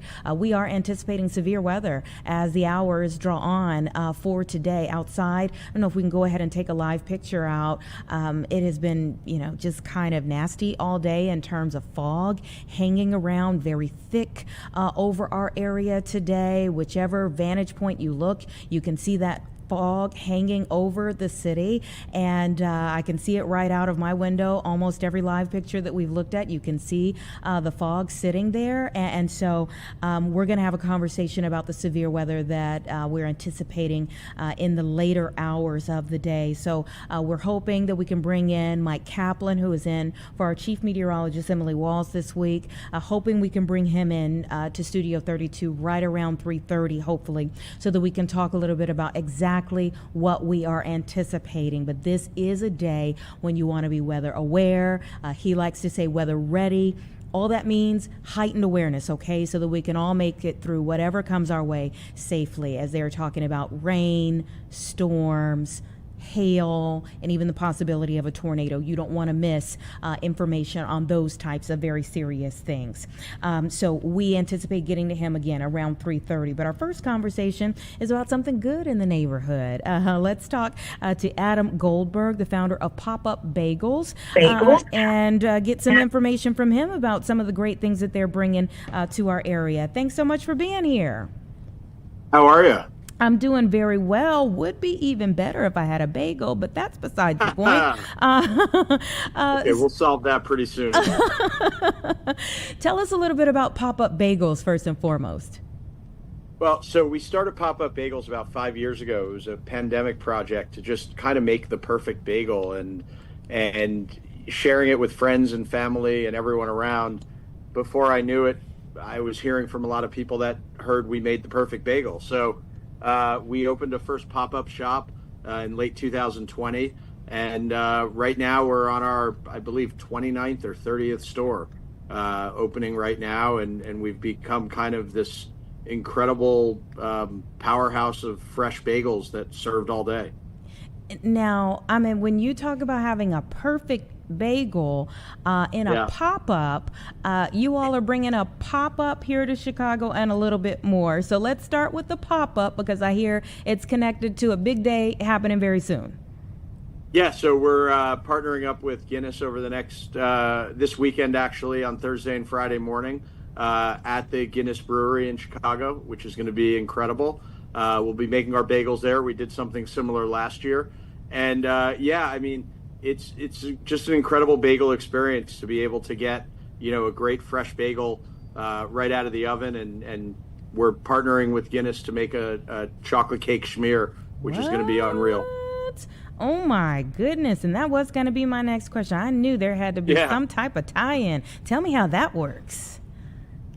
You know, one of the things that we've always done to keep our brand fun and interesting and exciting for us and all of our community is to continue to work with partners both locally and globally sometimes to create great flavors and great spirit. So in this instance, this is the second year in a row we've partnered with the great people at Guinness to, you know, make a schmear that pairs well with our bagels. I mean, what does it taste like? Where did the idea come from? I'm not going to tell you what it tastes like. You're going to have to come and taste it yourself. What is the maybe favored flavor for you all? I would say the number one, item that people get from our shop, the everything bagel with scallion cream cheese is always the favorite. When you get a bag of Popup Bagels, we don't make sandwiches. We don't, serve anything toasted. It's just hot bagels in a bag out of the oven with a schmear on the side. So, if the average person's probably getting 2 everything bagels and a salt bagel, scallion schmear is always the most popular. But when we do these fun collabs, it's amazing because people really want to figure out what it is we're working on and how it's going to taste. So, we don't want to ruin the surprise as to how good it's actually going to be. Aha. Well, I don't want to ruin the surprise either, but I love breaking news. Yeah.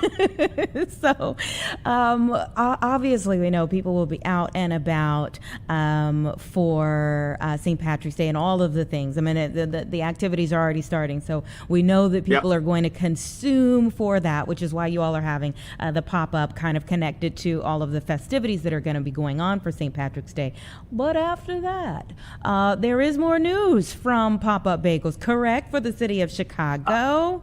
Yeah, we're going to open our first store in Chicago, and we've been talking about it for a little over a year, and the time is finally coming. And I would say we're a couple months away from being there permanently, and the Popup Bagel becomes permanent bagels. What makes Chicago the right city for you? It's just there's so many great people in Chicago, and it's such a fun environment there, and we love spreading the great bagels everywhere we can go. So when people ask us, the communities get together and they say we need a Popup Bagels here, we need a Popup Bagels here. People don't think we're necessarily listening, but we are listening. And sometimes it takes a little time, but we've been asked probably more than any other place in the country to put a Popup Bagels in Chicago. So we're delivering. Oh. And not just one. I mean, there's going to be more than one. So, the first one will open in a couple months, and there's more coming behind that. All right. Okay. Momentum here. We were just talking about momentum a few minutes ago. So absolutely. The Lincoln Park location is going to be first. Is that what I'm hearing? That is going to be first. That's right. Why Lincoln Park? Great neighborhood, great vibe. Space became available that we really just wanted to jump on right away, and it worked out for us. And tell me this: I mean, when you started Popup Bagels, did you see all of this happening? I saw some of it happening. I definitely, envisioned a lot of it. Not to the extreme that we've been able to do in the 5 years since we started this, but it's really just been super exciting. And one of the main things when we started the business was, we grew at grassroots in our community, and we're trying to make it important that as we're growing throughout the country, that we keep it that way in the community. So that's why, working with Guinness was so important for us, especially as we're getting close to opening our permanent store there in Chicago, because we're really all about, collaborating with our community and all of the local businesses around us to all grow together. In 5 years, I mean, you're coming right out of the pandemic, creating something that has just, taken off. Did people think you were crazy in the beginning? No, and that's kind of the funny thing is no one thought I was crazy. They were all encouraging me to do it. I'd never experienced anything in my life. I've been involved in a lot of businesses, and this was the one thing where there were very few people that told me, nah, it's not going to work, don't do it. Once people got a taste of the bagel, and also the vibe and the feeling that we kind of create with how we serve the bagels, and the fact that they're always fresh, and the fact that there's always great energy in our stores, there was no one that was really telling me, yeah, it's not going to work, don't do it. How'd you develop the recipe? I mean, is this a family recipe? Is this is there a story behind it? It's not a family recipe. The story behind it was, like a lot of other people, I was making sourdough bagels during the pandemic. And I think, one day it was too hot for sourdough and not sourdough bagels, I'm sorry, sourdough bread. And one day it was just too hot for sourdough bread. So my cousin Jeff and I were just like, hey, maybe we should make bagels. That would be really refreshing. So we kind of researched some bagel recipes online, took a little from here, took a little from that one, and, kind of created what we thought would be the right size, the right crust, and the right crumb. And it took a few weeks to really nail down the recipe. But once we had it, it was pretty good to go. And at probably a few months later, I needed to scale the recipe because I really wanted to share it with more people. So I did hire a dough coach, and the dough coach, worked with me for about a month to really perfect how we can make such a great bagel, and whether we're cooking it in New York or New Jersey or California or Illinois or Florida or wherever we may be, we wanted to have the best same product we could have. A dough coach. I love it. Yeah. A dough coach. I mean, what got you started making even the sourdough to begin with? It was, again, pandemic hobby, not much to do, and I kind of felt like being creative. I've always loved cooking and entertaining in my life, and I've always loved making people smile, right? So my other favorite thing to do is to play acoustic guitar on stage, and people sing, and you see the smile on their face when maybe you play a song they like. Making bagels was like the closest thing I ever found to that. Carbs definitely put a smile on my face. So let's just talk about this. I mean, what else do you see? Do you have some plans? Like we're looking at this and that, just kind of like how you knew right off the top, hey, Lincoln Park won't be the last. What are some other things that you're trying to do as your business evolves? I mean, right now, we're just focused on super premium quality and keeping the experience amazing no matter how many stores we get to open. So our core focus right now over the next 2 to 3 years is probably to open another 100 stores nationwide, and 6 or 7 more in the Chicago area. And the core focus for us is just make sure that the vibe and the energy matches in every single store, and that the quality of the product also stays the same. And I will say the most fun part of what I do every day is look for creative and fun schmear collaborations and brand collaborations that we can do. Like I said, both from a local and a national perspective. So that's definitely the most fun that I have. Do you still talk to the dough coach? I do on occasion. Yeah. We have kept in touch. I do owe him a bowling shirt that says dough coach on the back of it, but that I'll get over to him soon. And what are some of the other creative schmear collaborations you've done? Oh, I mean, we've worked with anywhere from local chefs to we worked with Oreos and did an Oreo collab. We did there's just so many of them right now. I don't even. There's too many to list. All right.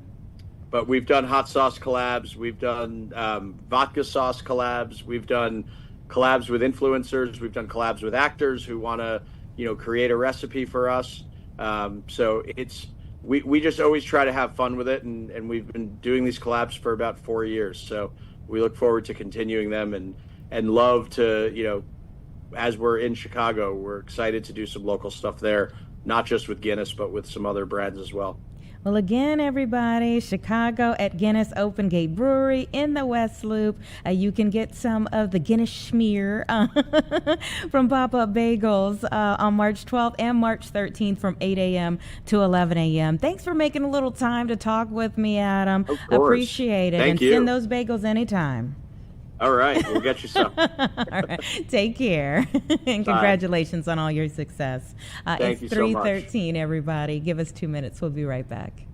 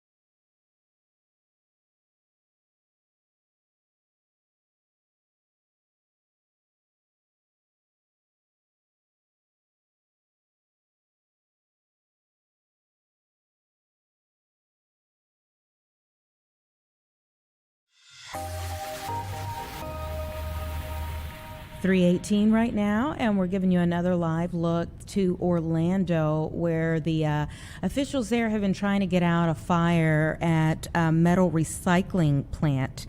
So it's taken them quite some time here, but it does look like they've got the better of it. And the last time we looked at it, and it was a different direction that we were looking at previously here, but it does look like they've maybe gotten the better of it in this area. But there were just piles of metal burning at this scrapyard. The Orange County Fire Rescue Department said it was a 50 by 50 pile of metal burning at this Trademark Metals Recycling plant, which is fairly close to Orlando's airport. So another layer of concern for people in that area. But no structures are threatened by this at this point in time. Just a huge fire that they had in this area. This Trademark Metals Recycling operates 22 recycling facilities throughout Florida, and they buy scrap metal from households, industrial. So you've got things like stoves, refrigerators, when you think of a fire, washers, dryers, junk cars, old trucks, farm equipment, all kinds of things, pots, pans, anything you can think of that would be out there. Again, no structures are threatened, but this was a huge pile of metal that was on fire now for quite some time that the firefighters have been working on here in this area of Orange County, Florida. Let me take you to the stock market and let's see how things closed for the day. Not down as much as we have seen in recent days, but it definitely is a mixed picture that we saw overall for the day. The S&P 500 falling slightly. This has to do with the oil prices pulling back. Traders keeping an eye on the war in Iran, of course. The Dow Jones ending the day dipping 34.29 points, and the NASDAQ composite inching up 0.01%. So a very mixed picture that we have overall for the stock market today. Those oil prices spiked to nearly $120 a barrel on Monday. Even by the time we got off of this show, things were starting to regulate a little bit better. But a lot of the spike had to do with the fears from the Iran conflict and traders kind of pulling back there based off of the uncertainty and also thinking about what's going on in the Strait of Hormuz and how few ships are able to get through there right now. But the energy secretary is saying that they are considering at least some military escorts. The president said this as well, considering military escorts of tankers through the Strait of Hormuz, kind of pushing back on some of the conjecture that's already out there that maybe that's already happening, but saying that they are considering it at least, not that they have not escorted a tanker thus far, but they are considering it, and that has helped at least some of what we have seen on Wall Street. So they had a pretty wild session yesterday. Things in kind of a mixed picture today. A lot of it having to do with, of course, the conflict in Iran, and Pete Hegseth said this morning that today will be the most intense day of strikes inside of Iran. But he also said that Iran is badly, and these are his words, badly losing as of right now. So we'll see where things go from here as we go through the week. 2 days in, things have been mixed. We'll see where things go as the week progresses on. It is 3:22 right now. We're going to take a quick 2-minute break, and we'll be right back.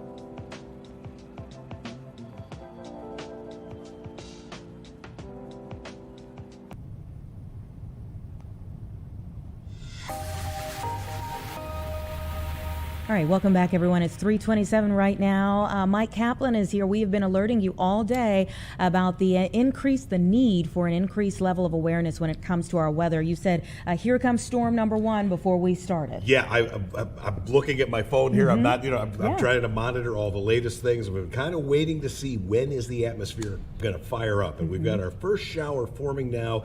It's in northeastern LaSalle County. So this is well southwest of Chicago. And that's the area, quite frankly, where the highest risk of tornadoes is going to be. So that's kind of storm number one. It's moving kind of east-northeast towards Northville. But I want to show you the temperature map because this kind of tells the story. So we can call up. Remember yesterday when it was 70-something out there? Big difference. Look at this. 38 degrees at Waukegan, 40 at the lakefront. Gary is 39. And if you look where that kind of transition zone from green to yellow and orange is, that's a front. Now what we've done here is we've moved in kind of a marine layer, this air that's been cooled by passing over Lake Michigan, dropping temperatures. Where it hasn't happened as much, you get kind of into the Kankakee and Illinois River valleys. Right at that edge, this is where the front is, and that is going to be the focal point and point south for the highest risk of tornadoes later this afternoon and tonight. Now, if you're watching us in Naperville, if you're watching us in Algonquin, if you're looking at us in Merrillville right now, you're saying, hey, it's 38 degrees here, there's nothing going to happen. That is not the case. This is an area even north of that boundary where large hailstorms are possible.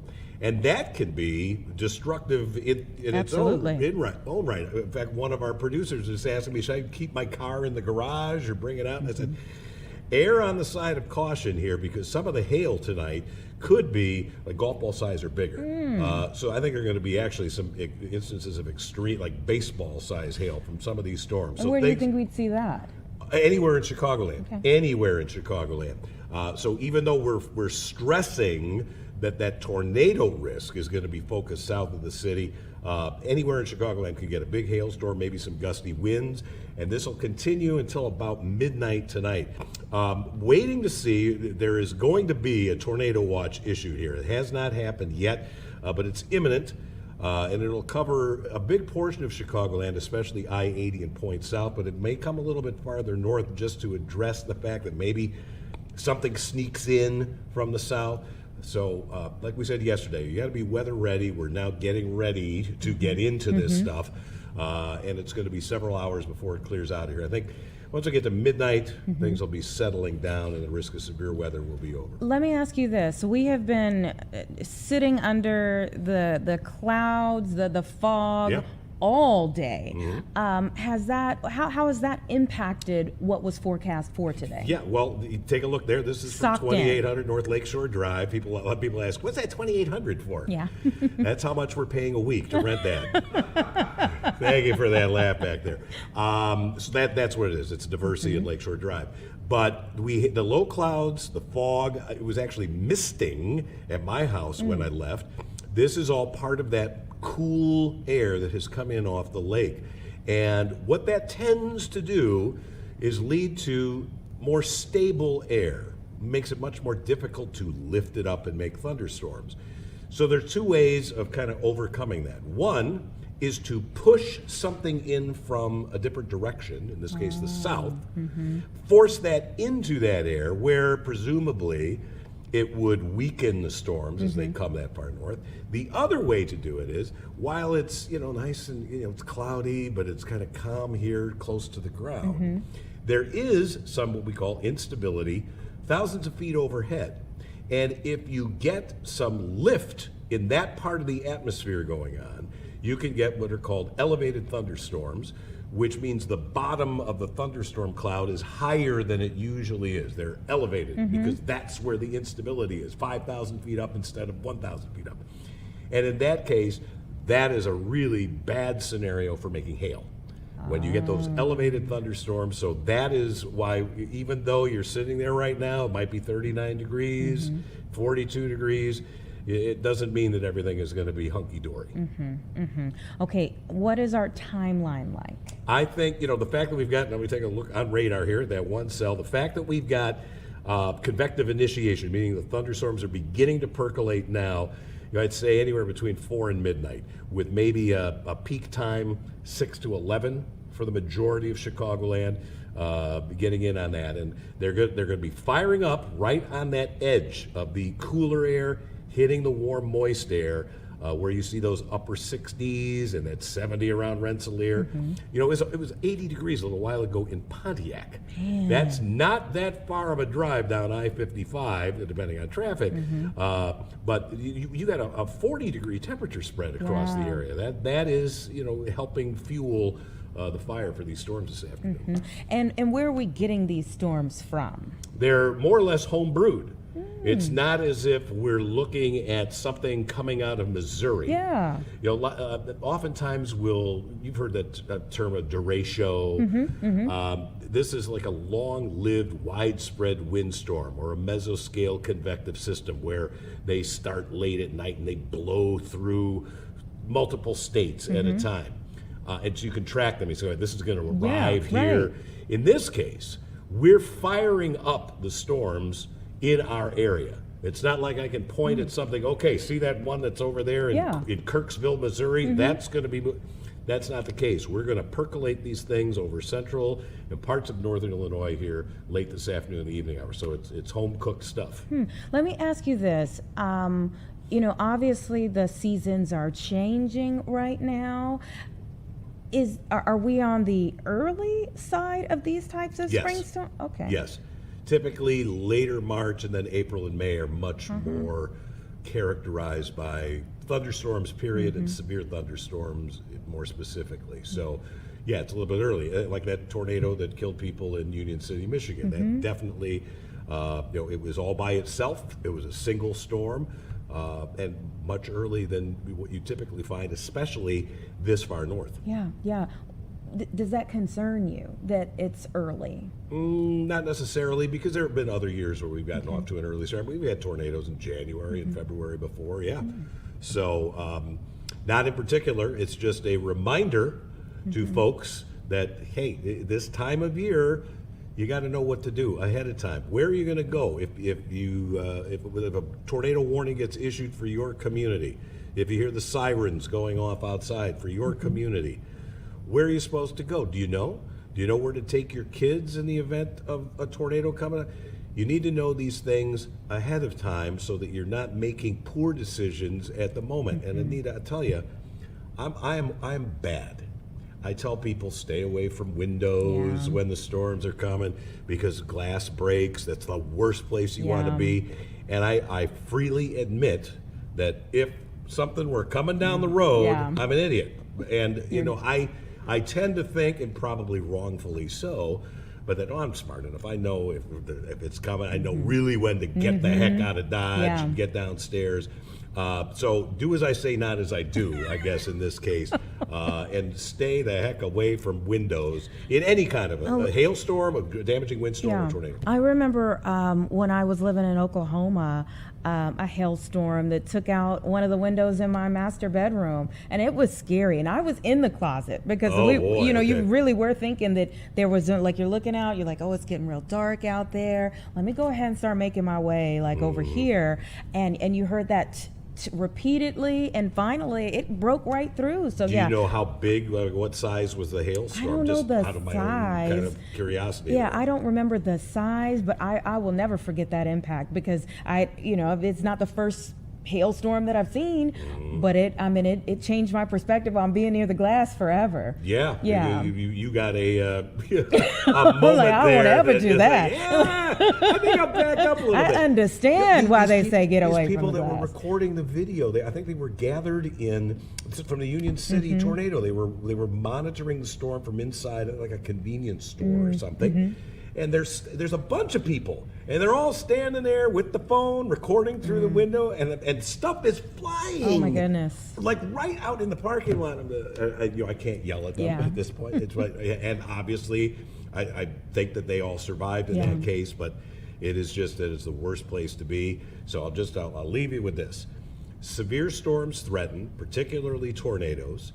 There are two things that you want to do if you are in a building. Get to the lowest level possible. If you've got a basement, boom. and then get into some portion of your home that has no windows or external walls. That could be under a staircase in the middle of the house, maybe a bathroom in the middle of the house. But you don't want to be by windows, exterior walls, and you want to be as low as possible. Not everybody has a basement, but that's what you do. And then if you're in a car, there's no real good place to be in a car. Yeah. Different agencies have different recommendations. Some say get out of the car, lie down flat in a ditch. Other people say just get low in the car with your windows rolled up and ride it out in the car. The best advice is don't be driving when there's bad weather. Which is the reason why you want to have the app, so that you're getting that information, so you know where you can and maybe when you should pack it up and get. Yes, and the other thing that will be helpful, not everybody knows what your county looks like on a map. Learn that. It's really not that hard.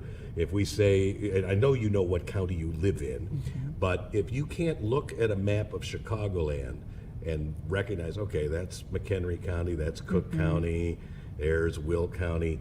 You know, sometimes just that little bit of geographical familiarity will help you maybe, you know, when we're talking about, hey, this storm is coming through Will County, okay. So that could be, you know, a couple of minutes invested in studying a map worthwhile. Could be life-saving. Yeah. All right. Thank you so much. We will see a lot of you this evening, I'm sure. Yeah, and I hope that, you know, maybe somehow the worst of this stays out of our area or just doesn't materialize. Yeah. But I think it's going to be a long night. Okay. All right. Well, we know you have us covered. Thank you so much. We'll let you get back downstairs so you can get ready for the 4 o'clock. Thank Has you, that thank you. a warning or the... Nothing yet. No Okay. watch issued yet. There is a flood watch. That's the other component. There's going to be some locally that's heavy great. rainfall. Flood watch through the late night hours for most of Chicagoland. Doesn't include the far northern suburbs. Okay. All right. Be weather ready, everyone, this evening. Stay tuned. We'll be back in 2 minutes.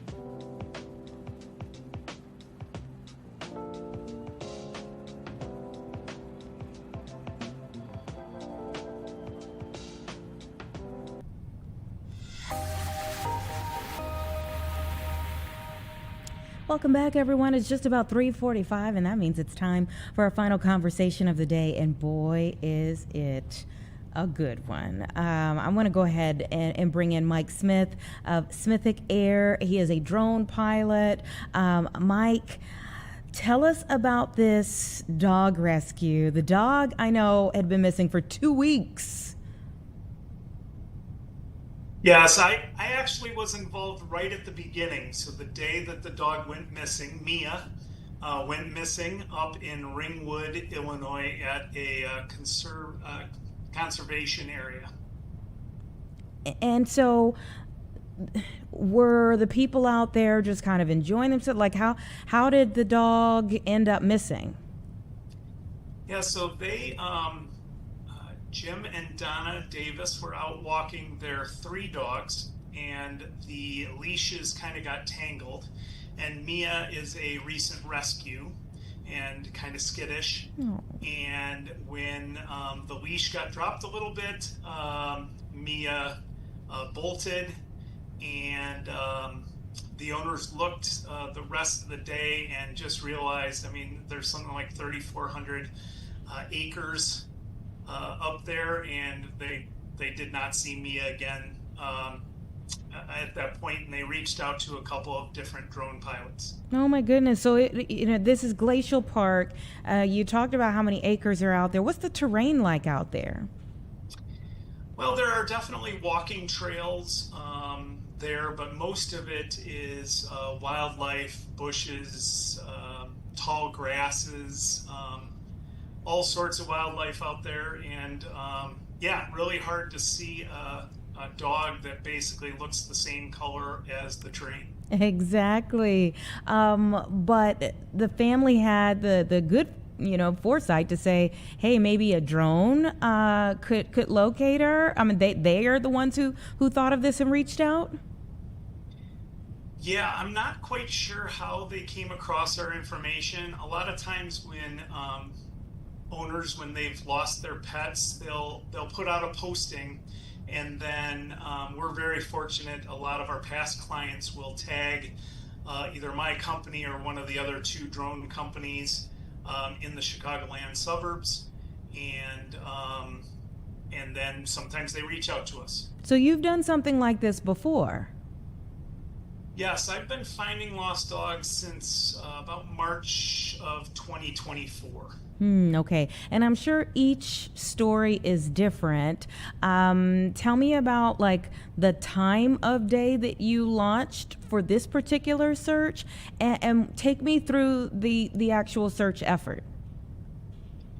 Yeah, so I have a different day job, but that's typically okay because the thermal camera really relies on no sun.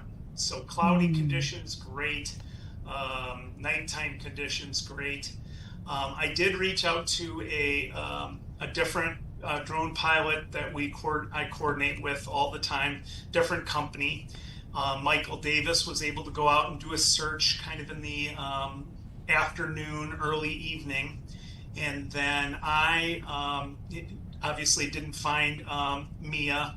I got out there, I'm not sure the exact time, but it was later, 7 o'clock, 8 o'clock, something like that.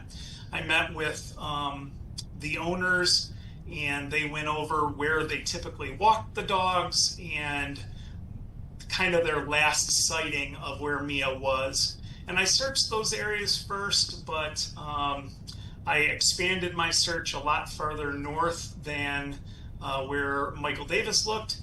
And pretty much near the end of my searching, found the dog, found Mia. I actually had to be pretty high at that point because of the terrain. There was kind of a hill between where I was and where I was looking for Mia at that point. And so when I turned on the visual camera and the spotlight, all we could see was Mia was wearing a vest, a harness that had some reflective aspects to it. And so that wasn't natural. That wasn't a deer. That wasn't a coyote. And so we actually, at that point, they reached out to the police of that Glacier Park. who responded, and they gave us better access. So I was able to get kind of up on a hill and then go back over to that same spot. I was able to lower the drone down, and that's when we were able to visually inspect Mia for the first time, see that she was okay. The harness had kind of twisted around, but she was alive and well, and we knew a general area. Oh my goodness. Okay. Was she still on the run? I mean, what was she doing when you spotted her? She was laying down. It almost looked from our vantage point like she had dug herself in a little bit, kind of into a hole, and then facing out. When I turned the light on, typically dogs don't react at all when I turn the light on, even though my drone is pretty noisy. I did drop down because we kind of wanted to see if there was any problems with Mia. And so she was sleeping when we got there. When I lowered the drone a little bit, she did get up. She took a couple of steps kind of out of that kind of hole that she was in. And then we immediately turned off the light. I came back. There's a way that I can mark that area with a GPS pin. And then we started making plans kind of for the next day. Wow. Okay, so what went through your mind when you finally found her to begin with? Well, it's such a relief, as that's what I'm there to do, is to find the dog. So that's a relief. But I also know in my mind, just because we know where she's at, we still have to make that safe recovery. And that's usually in two different ways, either by luring the dog. Most people don't realize the dog's not going to come just by calling the dog, but the dog has to be able to smell you and recognize you through your smell and then approach. So that's one way, and then the other way is usually trapping. Sometimes dogs come on their own, home on their own, those types of situations, but we knew in this case, we were either going to have to lure or trap the dog. And unfortunately, there are rules in this area against trapping. So the next day we actually gathered the other drone pilot, Michael Davis, and a volunteer lost dog recovery expert named Linda Hartman also joined us out there, and they helped us kind of with the next steps, which I can tell you about if you Absolutely. We are in for this story. Come on, we locked in. Yeah, so that next day, I happened to be off from my normal job, so I went out there early. I refound Mia, and Mia had moved, but not very far. Okay. And knowing the general area, it was a lot easier to find where Mia was. And then Michael Davis and Linda went down and put some food along an ATV trail that led pretty much where Mia was, all the way back to an area where we were going to have Linda Davis sitting on the ground, the owner. Linda also brought one of her other dogs. We call that a magnet dog because sometimes dogs will recognize each other before they recognize their owner. Interesting. And they sat down there, and then Michael Davis took to the air with his drone, kind of an overwatch, and I took my big noisy drone and I dropped down probably 20, 30 feet above the ground, and I started to gently push Mia, trying with the goal to try to get her on this ATV path, help her to find some of that food and get her all the way back so hopefully she could smell the other family dog and Donna and make a recovery that way. And that plan worked pretty well. I kept her on the ATV path with some side excursions to roll around in some smelly deer poo, and a little break by the creek. She just kind of laid down and took in the scenery and stuff like that. But I eventually had them very close to each other. They were looking at each other. No sudden moves, and Mia decided to run to the west. I got my drone over there again and redirected her back, and again got her pretty close, and she just wasn't having it. And that's something we've learned on these things. We're on the dog's time. The dog's brain needs to settle down and feel safe and all those things. And unfortunately, the sun was out bright, and we eventually lost track of Mia on that particular day. Oh my goodness! So how did this come to an end? So my part of this story, I came back out and found Mia one more time the next night as they were preparing to do this same sort of alluring attempt. Michael Davis and Linda set out 2 feeding stations with cameras, and basically this then was every day checking the cameras, seeing when Mia would come by.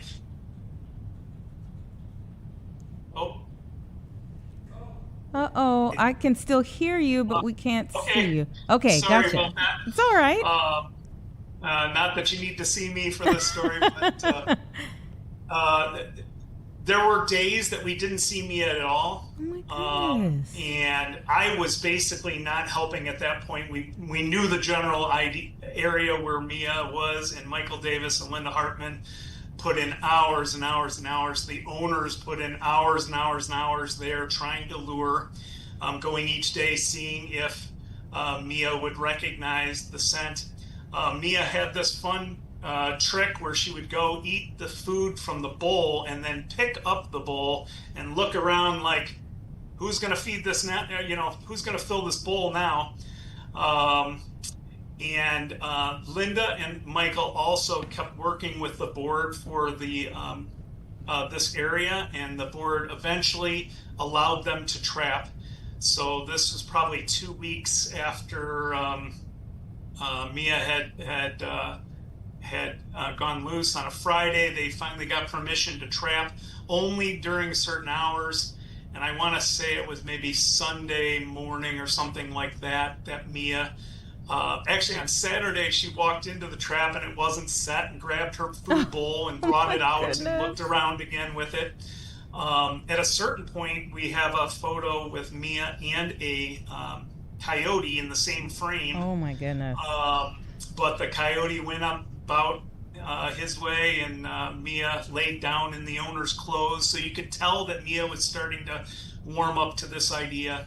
And I believe it was a Sunday morning on the 18th day that Mia went into the trap when it was set, and Mia was safe. Mike, what a story. And we so appreciate you taking us through it. That was a lot. But the end of it all is that she was safe with her owners. Thank goodness for this advanced technology that even allowed you to take part in the search for her in such a special way. It really is amazing how advanced we've become, that this could even be an option for so many families out there, Mike. So thank you again for joining me here on the show to walk us through this whole thing. I mean, 18 days out there. It's just amazing that everybody stayed locked in to continue fighting to get her home safe. Yeah, absolutely. Michael Davis and Linda Hartman and the owners, just what dedication and the hours that they put in, and never gave up on Mia. And Mia is doing great. She had a little limp right after we recovered her, but she's been out and walks again. Of course, double leashed now, but she's doing great. We get updates from time to time from Donna with Mia laying with other dogs. Mighty Mia, she made it. Thank you so much, Mike. Great speaking with you today. Thanks for having me. Again, that was Mike Smith from Smithic Air.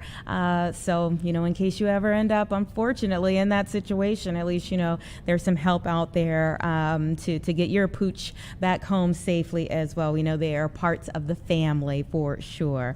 Thank you, everybody, for staying with us here for Chicago Live today. Remember, this is a day where the weather is really going to take us for a ride. So you want to be staying tuned for all of the latest developments. I'm going to send you over to 4 o'clock, Mike Kaplan, will let you know where we are at this point in time and how to move from here.